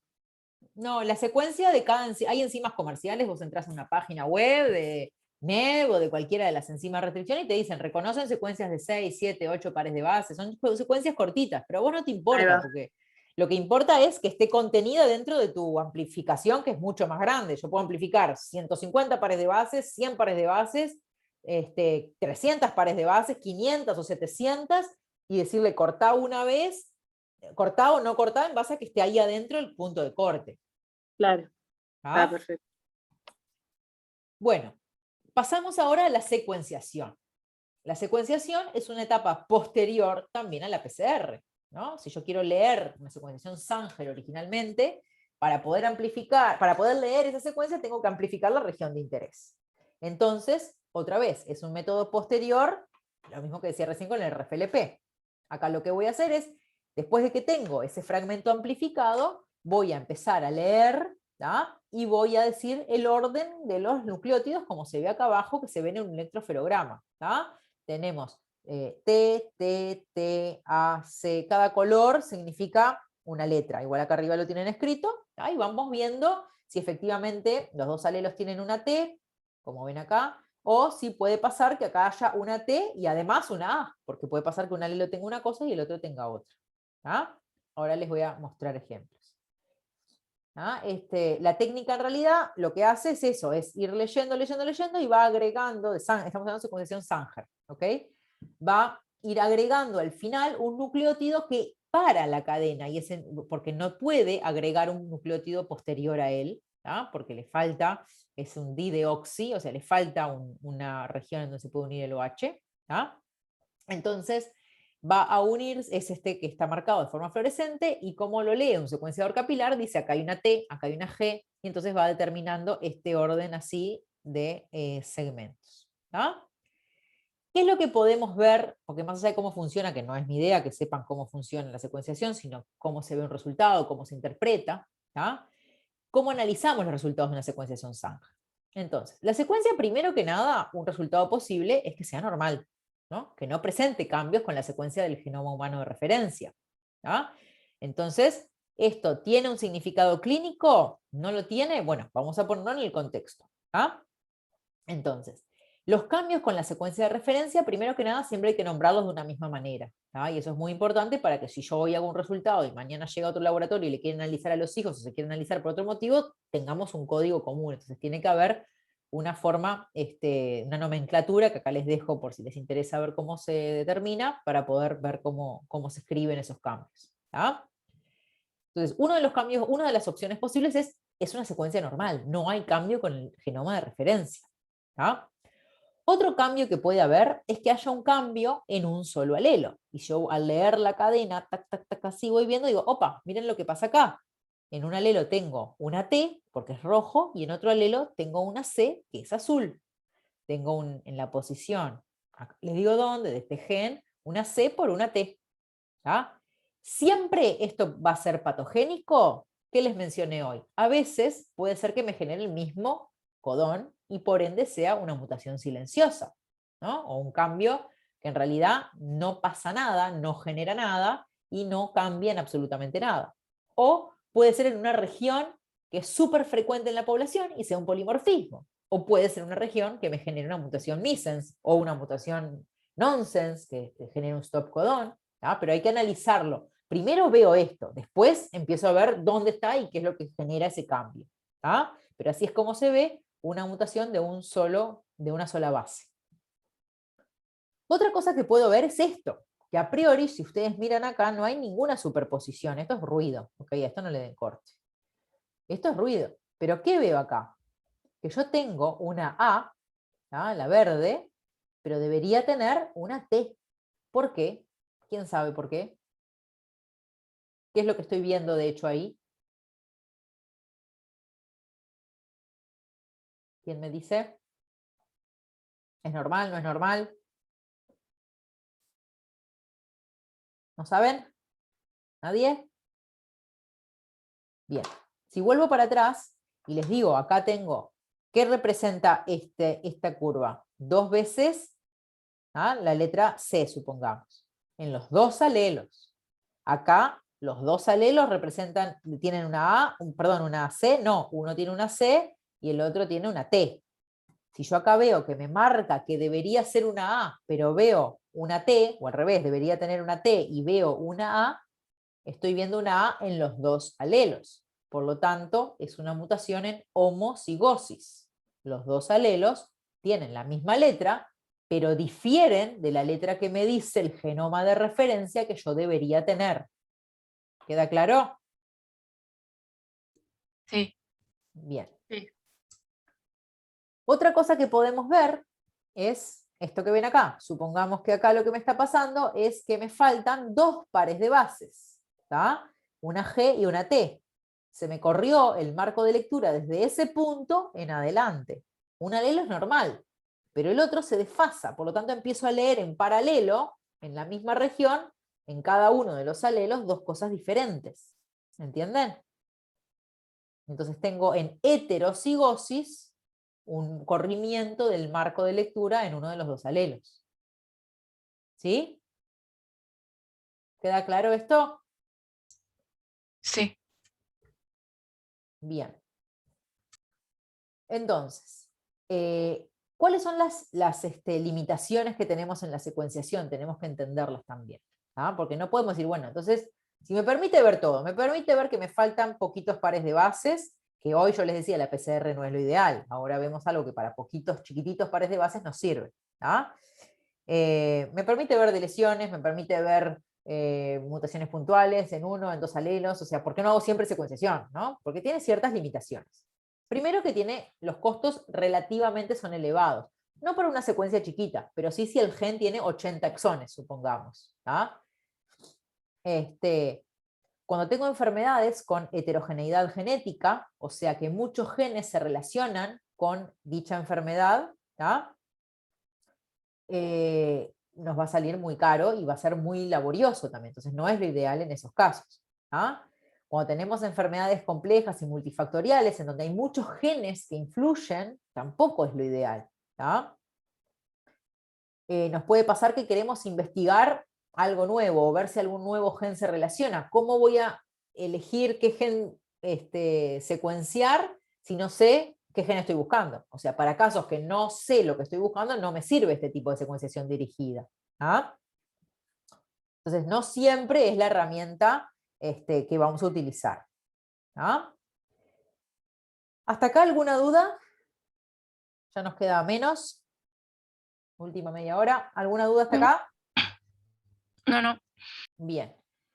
Vamos a hablar ahora un poco de análisis genómico, o sea, de todo el genoma a la vez. Hasta ahora lo que vimos, tanto que RFLP como secuenciación, PCR en tiempo real, PCR en tiempo final, son todos lugares específicos que estamos yendo a mirar específicamente. ¿Ah? Ahora, ¿qué es lo que nos pasa cuando queremos analizar el genoma de una sola vez? ¿Ah? ¿Qué metodologías tenemos disponibles? Entonces, primero tenemos que decir qué queremos buscar en todo el genoma. Si queremos buscar cambios de una base por otra, pero en todo el exoma, supongamos, o si quiero ver que haya un pedazo de más, un cromosoma de más, un pedazo faltante, una deleción, una duplicación en todo el genoma. Entonces, ahí tenemos dos principales grupos. Entonces, para ver reordenamientos cromosómicos, tanto de lesiones, duplicaciones, lo que vamos a ver vamos a utilizar un CGH array. ¿tá? O el cariotipo, ¿tá? Depende qué resolución precisemos. ¿tá?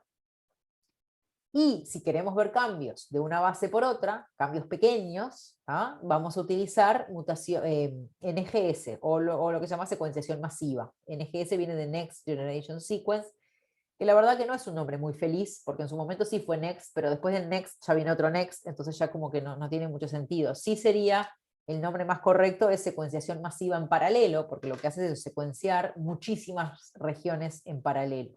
¿tá? Vamos a empezar explicando CGH.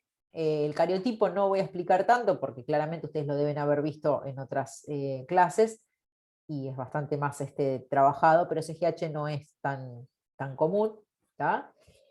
Es una técnica que es citogenética molecular, que lo que nos permite determinar son faltas o excesos de ADN, ¿tá? Incluso muy, muy, muy pequeñitas, ¿tá? Lo que se llama microdeleciones, a lo largo de todo el genoma, si queremos. ¿tá? El único punto que tenemos que tener acá en cuenta es que sean alteraciones que no sean balanceadas, o sea, que haya un exceso o una falta. ¿Por qué? Porque compara cantidad.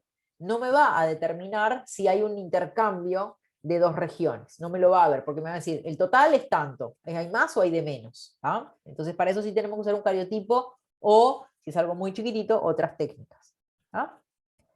Se basa en marcar de forma diferencial el ADN que nosotros queremos estudiar, ¿tá? Con un ADN de referencia. ¿tá? Y hacer una cohibridación de esos dos ADN de forma competitiva con una región, ¿tá? Que nosotros en realidad sabemos cuál es su composición. ¿tá? En base a qué se une más, si hay un exceso de ADN, supongamos, se va a unir más mi muestra que la referencia, y yo tengo una falta de ADN, se va a unir más la referencia que la mía. En base a eso yo voy a poder determinar si hay de más o de menos. ¿Tá? Y como les dije, no permite detectar aberraciones balanceadas. Entonces yo marco una muestra del ADN normal, supongamos mi referencia con rojo, y con verde la del paciente. ¿Tá? Lo que yo veo acá es que de la forma pinto, digamos, con fluorescencia cada una de estas dos muestras, ¿tá? Y lo que hago es permitirles mezclarlas en cantidades exactamente iguales, o sea, si yo pongo 100 microgramos de ADN, 100 nanogramos y 100 nanogramos del otro, y los mezclo de forma que en teoría debería haber la misma cantidad de los dos, siempre y cuando las dos sean normales. ¿Tá? Eso, una vez que está unido, lo vuelco sobre un chip de hibridación que en cada uno de estos pocillos tiene regiones de interés, regiones conocidas, consecuencias conocidas, que sé lo que hay en cada una y que a mí me interesa analizar. Entonces, cada una de estos pocillos va a decirme qué se logró unir, si mi ADN, el rojo, mi ADN que es el verde, o el rojo, o si en realidad se unieron de la misma cantidad. ¿Ah? Como yo sé que hay en cada uno de esos pocillos, les puedo decir, bueno, en esta región se unieron los dos de la misma manera, no falta ni exceso. Acá yo tengo más o menos de cada uno de ellos, ¿ah? Dependiendo de lo que veo. No lo miro con mis ojos, sino que lo que hago es un escáner, ¿ah? Que marca esa fluorescencia y determina en cada uno de estos pequeñitos pocillos que ven acá, cada uno de estos puntitos, esto no, esto es polvo, ¿ok? Este verde no le den corte. Todo estos son pocillos, ¿ah? Va a utilizar un software y me lo va a traducir en esto que vemos acá abajo. Esto que vemos acá abajo esta es la línea normal, o sea, se une la misma cantidad de los dos ADNs. Pero si tengo acá esta línea hacia abajo, significa que mi muestra tiene una delesión, porque se unió más del ADN de referencia que el mío. Y acá tengo un exceso de mi muestra en comparación a la ADN de referencia, y acá otra vez tengo una delesión de mi ADN. O sea, siempre lleva a normalizar con la cantidad normal y me dice sobre mi muestra. ¿Ah? O sea, qué es lo que en comparación con lo que toma como normal pasa con mi muestra. Si hay de más es hacia arriba de la línea, del 0, y si hay de menos es hacia abajo. ¿Ah? ¿Quedó claro? Sí. Sí. Acá lo vemos ampliado, esas dos regiones, esas rayitas hacia abajo se ven así, de hecho, en esta región, entre esta sonda y esta sonda, en la ubicación tal del cromosoma 15, como ven acá, tenemos una delesión, y acá tenemos una duplicación. ¿Ah? Si tiene o no tiene significado clínico ya es otra cosa, hay que ver en dónde está ubicado, etcétera, etcétera. Pero eso es lo que veo, que hay un exceso y una falta. ¿Ah? En cuanto a qué tipo de estos microarrays hay, de CGH se pueden utilizar de ADN, de ARN, de expresión génica, de proteínas, de todo. Se usan, se usan para investigación, se usan para diagnóstico, hay diferentes tipos, incluso los arrays yo los puedo realizar sobre todo el genoma, sobre un cromosoma en específico, lo que a mí me interese lo puedo diseñar. ¿Tá? Bien. Y ahora para hablar de secuenciación NGS, como último punto, ¿no? Equipos de secuenciación masiva, hay muchos, como ven acá, y hay muchos más. Algunos hoy en día son del tamaño de un pendrive un poquito más grande, ¿ah? Y otros son que ocupan medio habitación, pero son realmente muy variados y cada vez hay más. ¿Ah? No importa lo que voy a hablar, cada uno, dependiendo de la técnica que utilice, ¿tá? Dependiendo de la metodología, va a tener claramente diferencias técnicas, y no voy a hablar de cómo funcionan, porque no es la idea, pero sí que entiendan el proceso. Si lo comparamos con la secuenciación Sanger original, siempre partimos primero de una extracción de ADN en los dos casos. Luego, en el PCR, luego en la secuenciación teníamos una amplificación por PCR. Recuerdan que les dije, primero amplificamos la región de interés que yo tengo. ¿Ah? La voy a purificar, voy a obtener esa región específica y voy a leer los pares de bases, ¿ah? Lo que es la secuenciación de esa región específica, y interpretar por último los resultados. Acá, el flujo de trabajo, si bien parte de la misma extracción de ADN, no voy a amplificar una región de interés, sino que voy a hacer lo que se llama preparación y amplificación de librerías, o sea, muchas regiones en paralelo que se van a amplificar o las voy a realizar esas librerías para ser analizadas después. ¿Tá? Luego voy a amplificar en paralelo muchas de esas regiones, o sea, amplificar el clúster de cada una de esas regiones, y voy a leer la secuencia que tiene cada uno de esos pequeños fragmentos. ¿Tá? Y luego hacer la interpretación de resultados. El gran problema que hay acá es este, ¿no? Es la interpretación de esos resultados, porque una cosa es leer la secuencia de 100 pares de bases y otra cosa es leer la secuencia de 20.000 genes, ¿no? O sea, piensen que cada región son regiones muy chiquititas, de unas 100 pares de bases como mucho. Entonces, eso lo amplifico muchísimas veces, 40, 50, 100, 200 veces cada región, y tengo que determinar si todo lo que encuentro ahí en todas esas regiones realmente es información y es importante, o si es basura y no es nada que sea relevante, porque cambios hay muchos, muchísimos. En un exoma yo puedo tener 10.000 cambios, entonces tengo que determinar cuáles de esos 10.000 son polimorfismos, cuáles son artefactos del equipo, cuáles son relevantes, cuáles tienen importancia clínica, cuáles hay que seguir estudiando, cuáles no. ¿Ah? Entonces ahí entra un proceso muy importante que es el de bioinformática, ¿ah? Que sin él no podemos hacer interpretación de estos resultados, no es algo que podemos hacer de forma manual, como podemos hacer sí una lectura de Sanger. ¿Ah? Entonces ese análisis e interpretación de resultados pasa a ser mucho más complejo, de tener esto, de saber leer que acá se superponen dos pares de bases, ¿no? A tratar de analizar esto, cada uno es un pequeño segmento que está repetido muchas veces, etcétera, etcétera.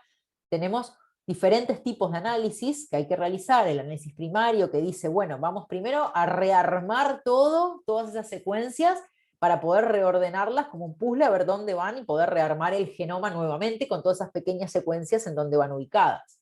¿Ah? Y después decir, bueno, lo tengo alineado, lo tengo ensamblado, está todo ahí, bueno, vamos a ver cuáles son variantes reales, ¿no? O sea, que están realmente, que no son un artefacto de la técnica, que puede haber error. Bueno, ¿cuál es hacer esa lista de variantes? Generar todos los filtros de decir, no, esto no, porque, por ejemplo, está presente en más de un 1% de la población, que no me lo lea. Esto está detectado como benigno en la literatura. Entonces, toda esa bioinformática tiene que hacer una limpieza de muchísimas variantes para que el análisis final, terciario, ¿tá? Donde vemos de una secuenciación de un exoma, supongamos, tenemos 15 variantes, bueno, que el genetista maneje esas 15 y analice 15, y no 10.000. Entonces, para eso es muy importante todos los algoritmos bioinformáticos que sean lo más inteligentes posibles, claramente son programados y toman en cuenta bases de datos, frecuencias poblacionales, diferentes bases de datos claramente, ¿tá? Para poder ayudarnos en esa interpretación. ¿Tá? Una vez que encontramos esa variante, supongamos que encontramos una variante que está en un lugar que realmente, bueno, está en una región que puede alterar o no puede alterar, pero está en una proteína, no está en una región que no nos interesa, o está en un gen que se relaciona con la enfermedad que estamos analizando, tenemos que ver si tiene realmente un significado clínico, porque como les dije hoy, no todas las variantes tienen un significado clínico. Entonces, no importa ya sea por NGS o por Sanger o por lo que sea, cuando yo encuentro una variante nueva o en una secuenciación masiva o lo que sea, tengo que ver si realmente es una variante que es patogénica o no. Para eso hacemos una clasificación, según las recomendaciones del American College of Medical Genetics and Genomics, que lo que dice es, bueno, vamos a catalogarla en uno de estos 5 grupos. ¿Tá?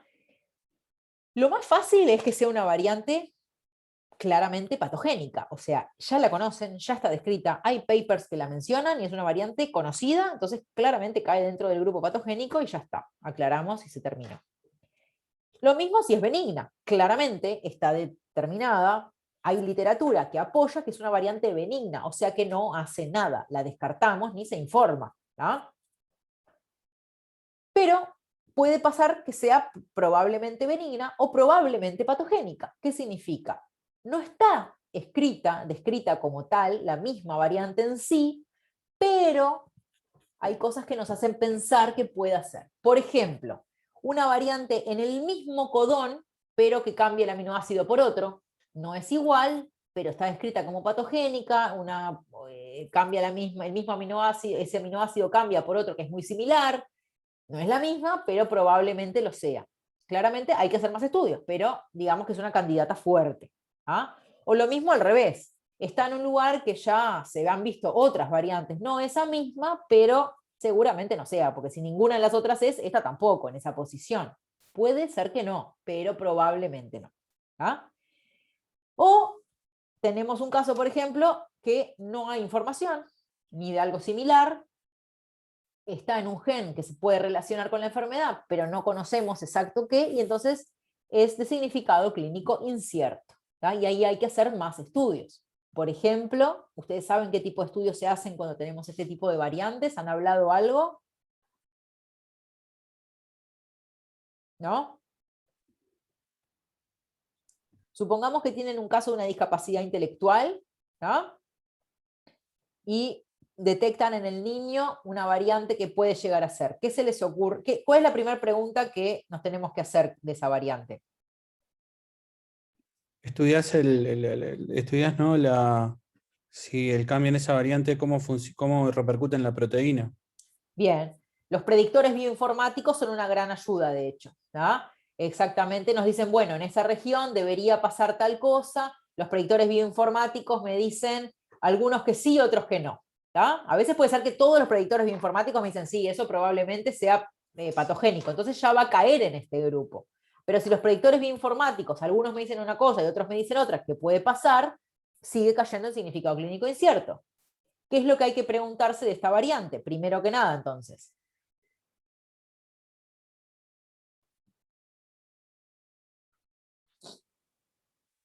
¿Qué pasa si el padre tiene la misma variante? Y hay que ver cuál es el fenotipo del padre. Exacto. Si el padre tiene la misma variante y es sano, claramente pierde peso, ¿no? Si ninguno de los dos padres la tiene, ya es otro cantar, es una variante que es de novo. Entonces, capaz que tiene un poco más de peso, ¿no? Si tenemos en la familia otro hermano con la misma alteración, la misma discapacidad intelectual, y le buscamos la variante y la tiene, y el otro hermano sano no la tiene, sigue ganando peso, ¿verdad? Entonces lo que se hace es, por ejemplo, un estudio de segregación familiar, determinar si esa variante está presente en otros miembros de la familia, y si está presente el fenotipo o no, ¿no? Es una forma de tratar de analizar un poco qué pasa con esa variante. ¿ah? Entonces tratamos de recomendar otros estudios para saber un poco más y claramente ir quedándonos con eso y buscando en la literatura si va apareciendo alguna otra información a nivel mundial también. ¿ah? Pero lo que importa acá es que nosotros tenemos que tratar de catalogarla dentro de uno de estos 5 grupos. ¿ah? Una pregunta. Sí. ¿Puede ser que una mutación caiga en probablemente patológica porque solo se encontró, por ejemplo, un caso que está escrito, tipo entras a la página y te aparece tipo un caso y como que capaz que necesitas más frecuencia? Si ya está determinada en ese solo caso como patogénica, es porque fue estudiada y está considerada patogénica ya. Ah, está. Si solamente se vio, por ejemplo, y no está muy claro, pero un fenotipo similar, entonces depende cuánta literatura lo avale. Pero si ya está determinada en un paper como patogénica, y sí, va a ser patogénica. Las bases de datos la van a tener catalogada como patogénica, si ya está hecha como tal. Y si vos la volvés a encontrar, la vas a tener como patogénica. ¿Entendés? Bien. Generalmente un solo caso, salvo que sea muy claro, por ejemplo, me genera un stop codón en el codón número 1. ¿Entendés? A veces no es tan fácil con un solo caso, pero hay cosas que se caen de maduro. Si yo veo que es una proteína, una mutación que nunca no está descrita incluso, pero me genera un frame shift que a los 3 nucleótidos me genera un stop codón, claramente Claro. tiene un peso muy grande. No la puedo catalogar como patogénica yo porque no está publicado, pero en realidad digamos que explica bastante el fenotipo, ¿no? Claro. Además estudié todo el resto y en el resto no hay nada. Entonces, va por ese lado. ¿Está? Sí. Bueno, en cuanto a los estudios de secuenciación masiva, hay diferentes estrategias que yo puedo utilizar. desde hacer una secuenciación de exoma completo hasta un panel dirigido, ¿tá? O la secuenciación, bueno, no es NGS, de una región específica. Lo que yo voy a esto es que según la estrategia que yo utilice, es el número de variantes que yo puedo detectar. Cuanto más pequeña la región que yo analizo, menos probabilidades de encontrar cosas que no estoy buscando o que no sé lo que significan, ¿tá? Cuantos más genes voy metiendo ahí, si yo, por ejemplo, hago un panel dirigido, o sea, solamente a genes que ya están determinados como relacionados con discapacidad intelectual y encuentro una variante en uno de esos genes, y bueno, voy a encontrar la cantidad de variantes que puede haber en esos 100 genes, supongamos, pero no estoy mirando 20.000 como en un exoma completo, entonces claramente voy a encontrar menos variantes y tengo que, si encuentro una variante en uno de esos genes, es más probable que tenga que ver con el fenotipo que si encuentro una variante en un exoma completo que capaz está en un lado que no tengo nada que ver. ¿Ah? Eso es un panel dirigido, elegir la cantidad de genes necesaria, pero específicos para ese diagnóstico que estoy buscando. Por otro lado tenemos lo que se llama exoma dirigido, o exoma clínico incluso. Exoma dirigido es una región específica también dentro del exoma que yo dirijo a cierta, no es solo un panel chiquito, sino ese diagnóstico y diagnósticos diferenciales, por ejemplo. ¿Ah? El exoma clínico ya aumenta la cantidad de genes porque ya no voy a un diagnóstico específico, sino a todo lo conocido que tiene clínicamente genes asociados, ya son muchos más genes. ¿Tá? Y por último, tengo un exoma completo, donde analizo los 20.000 genes. Entonces, claramente, a mayor cantidad de regiones analizadas, mayor es el número de variantes que puedo detectar, ¿tá? Y menor va a ser mi precisión diagnóstica. O sea, puedo encontrar variantes que no expliquen mi fenotipo, con mucha mayor probabilidad en un exoma completo que en un panel específico para, no sé, como dije hoy, discapacidad intelectual, o síndrome de Alport, yo qué sé, tengo 10, 12 genes que están ahí, bueno, si encuentro una variante ahí, probablemente tenga una precisión diagnóstica bastante alta. ¿Ah? Bueno, y para ir terminando, si no me equivoco, lo que yo quiero resumir un poco acá es que el diagnóstico genético, ¿tá? Es un área de la genética médica que tiene, nuestro objetivo principal es diagnosticar de forma individual a ese paciente que se está presentando, pero no nos podemos olvidar que influye en un marco familiar e incluso poblacional en algunos casos, porque hacemos inferencias de eso en ciertos grupos étnicos, etc. ¿Ah? Vamos a diagnosticar cierto defecto genético en esa persona, pero influyen más. No es lo mismo si yo le hago a alguno de ustedes una resonancia mañana, y bueno, va a decir qué les pasa a ustedes en la resonancia esa, y implica lo que ven en vos solamente. No implica que tu madre tal vez tal cosa o tu hermana tal otra, ¿no? Pero si yo te hago un diagnóstico y digo que vos sos portador de cierta mutación, tu hermana puede ser 50% de probabilidad que tenga la misma mutación que vos, y sus hijos, y así. Entonces, el estudio de una persona en genética tiene implicancias en muchas más personas a veces. Entonces, tenemos que tener siempre eso en cuenta. ¿Ah? Nos sirve la genética médica y el diagnóstico genético, nos sirve en realidad, o sea, la genética médica en realidad tiene como una pata, digamos, es el diagnóstico, o sea, poder determinar si cierto paciente tiene o no cierta enfermedad, y terminar con esa odisea diagnóstica que a veces pasa, de buscamos la enfermedad y no sabemos lo que es, y esto y lo otro, entonces utilizamos un montón de técnicas diferentes y no llegamos a un resultado. Entonces tenemos que poder encontrar un diagnóstico, es muy importante, pero con varios fines, no solamente con el fin de diagnosticar y sabemos lo que tiene y punto, sino que muchas veces requiere un asesoramiento, no solamente a esa familia, sino a personas más allegadas a la familia, otros familiares más alejados, los tíos, los primos, los hermanos. ¿No? Tiene implicancias y por ende requiere ese asesoramiento a nivel familiar también. A veces nos puede determinar que se haga o no cierto tratamiento, no tanto solo de ese paciente, sino de, por ejemplo, hacer un tratamiento preventivo, por ejemplo, no sé, en otro miembro de la familia, yo sé que tengo probabilidad de desarrollo de cáncer de mama porque mi hermana se lo diagnosticaron y tiene una mutación en BRCA1, y bueno, yo voy a tomar las medidas, supongamos, me hago una mastectomía, ¿tá? O sé que si voy a tener un hijo y no quiero transmitirle cierta mutación de la cual yo soy portador, bueno, buscaré la alternativa, haré una donación de esperma, donación de óvulos, FIV y selección de un embrión, detección temprana e interrupción del embarazo, lo que sea, pero me permite saber y tener muchas más herramientas para prevenir futuros casos de la misma enfermedad en la familia. ¿Ah? Entonces, una cosa que es importante es tener claras las limitaciones de cada una de las técnicas que elegimos, que eso implica saber qué es lo que busca, qué es lo que estamos buscando y qué es lo que mi metodología busca. Si yo voy a usar un RFLP, las enzimas de restricción, sé que no me va a dar la secuencia de toda esa región, me va a decir si está presente o no presente ese cambio, pero no si hay otro cambio en esa región.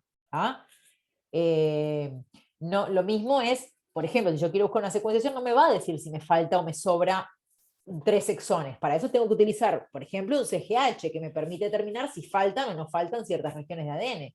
No me va a permitir hacerlo un RFLP. Entonces tenemos que saber qué es lo que busca cada técnica y cuáles son las alteraciones que no detecta. No solamente lo que sí, sino lo que no. Porque entonces yo sé que si digo esto no se buscó, entonces, perfecto, yo sé que lo tengo que buscar por otro método. Pero no decir, esto no lo tengo porque no lo detecté. No, porque no lo busqué. Por otro lado, tenemos que tener en cuenta siempre la sensibilidad y la especificidad, o sea, saber eso es un detalle muy importante para nosotros poder determinar cuán sensible es nuestra técnica, y supongamos que yo digo, yo detecto de tantas copias de ARN viral para abajo, bueno, si tengo menos no las detecto, no significa que no hay, significa que no está por debajo de mi límite de detección.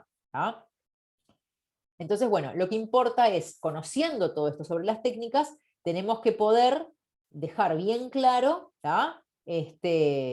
y hacer un informe como corresponde, y escribir qué es lo que se buscó, por qué metodología, cuáles son las limitaciones, qué es lo que no se busca o qué es lo que no se puede detectar, y poder informarlo para que se sepa en un informe, y bueno, eventualmente si hay que hacer un estudio posterior, tomar eso en cuenta. Bueno, por acá vamos terminando, muy bien en tiempo. No sé si tienen preguntas, tenemos tiempo, yo encantada, díganme. Dejo de compartir pantalla, si me deja. Acá. Perdona, tengo una pregunta que Dale, no me dale. queda muy claro.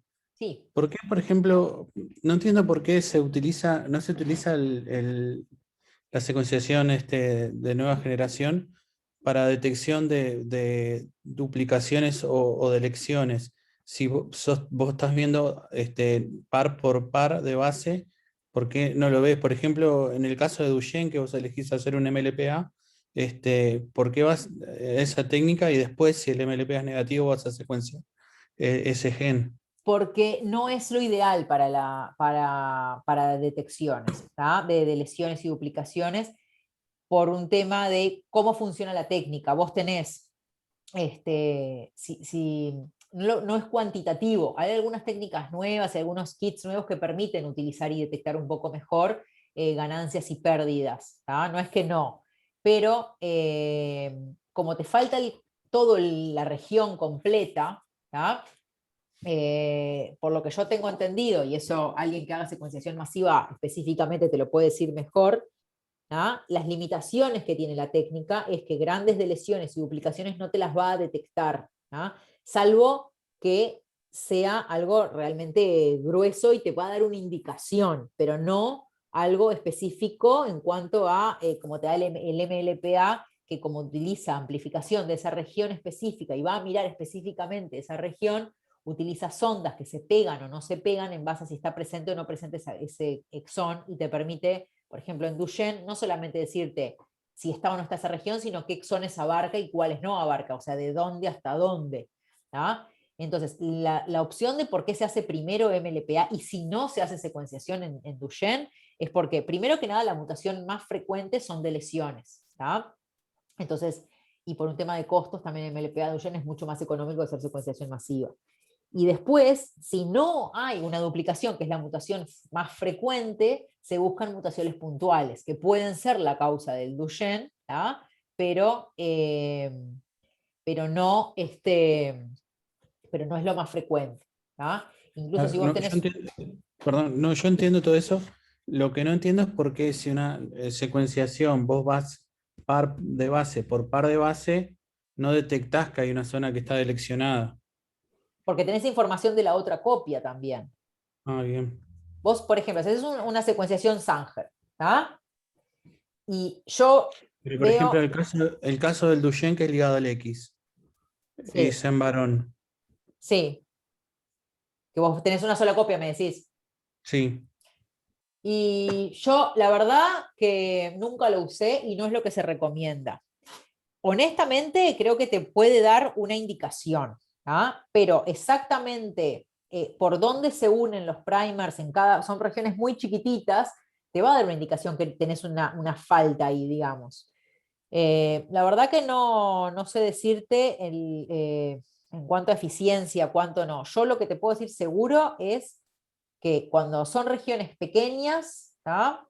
En algo que sea ligado al X, capaz que te puede dar información de que no haya. Pero otra vez, estás en lo mismo, estás en presencia, en ausencia, digamos que tu negativo, ¿cómo se llama? Tu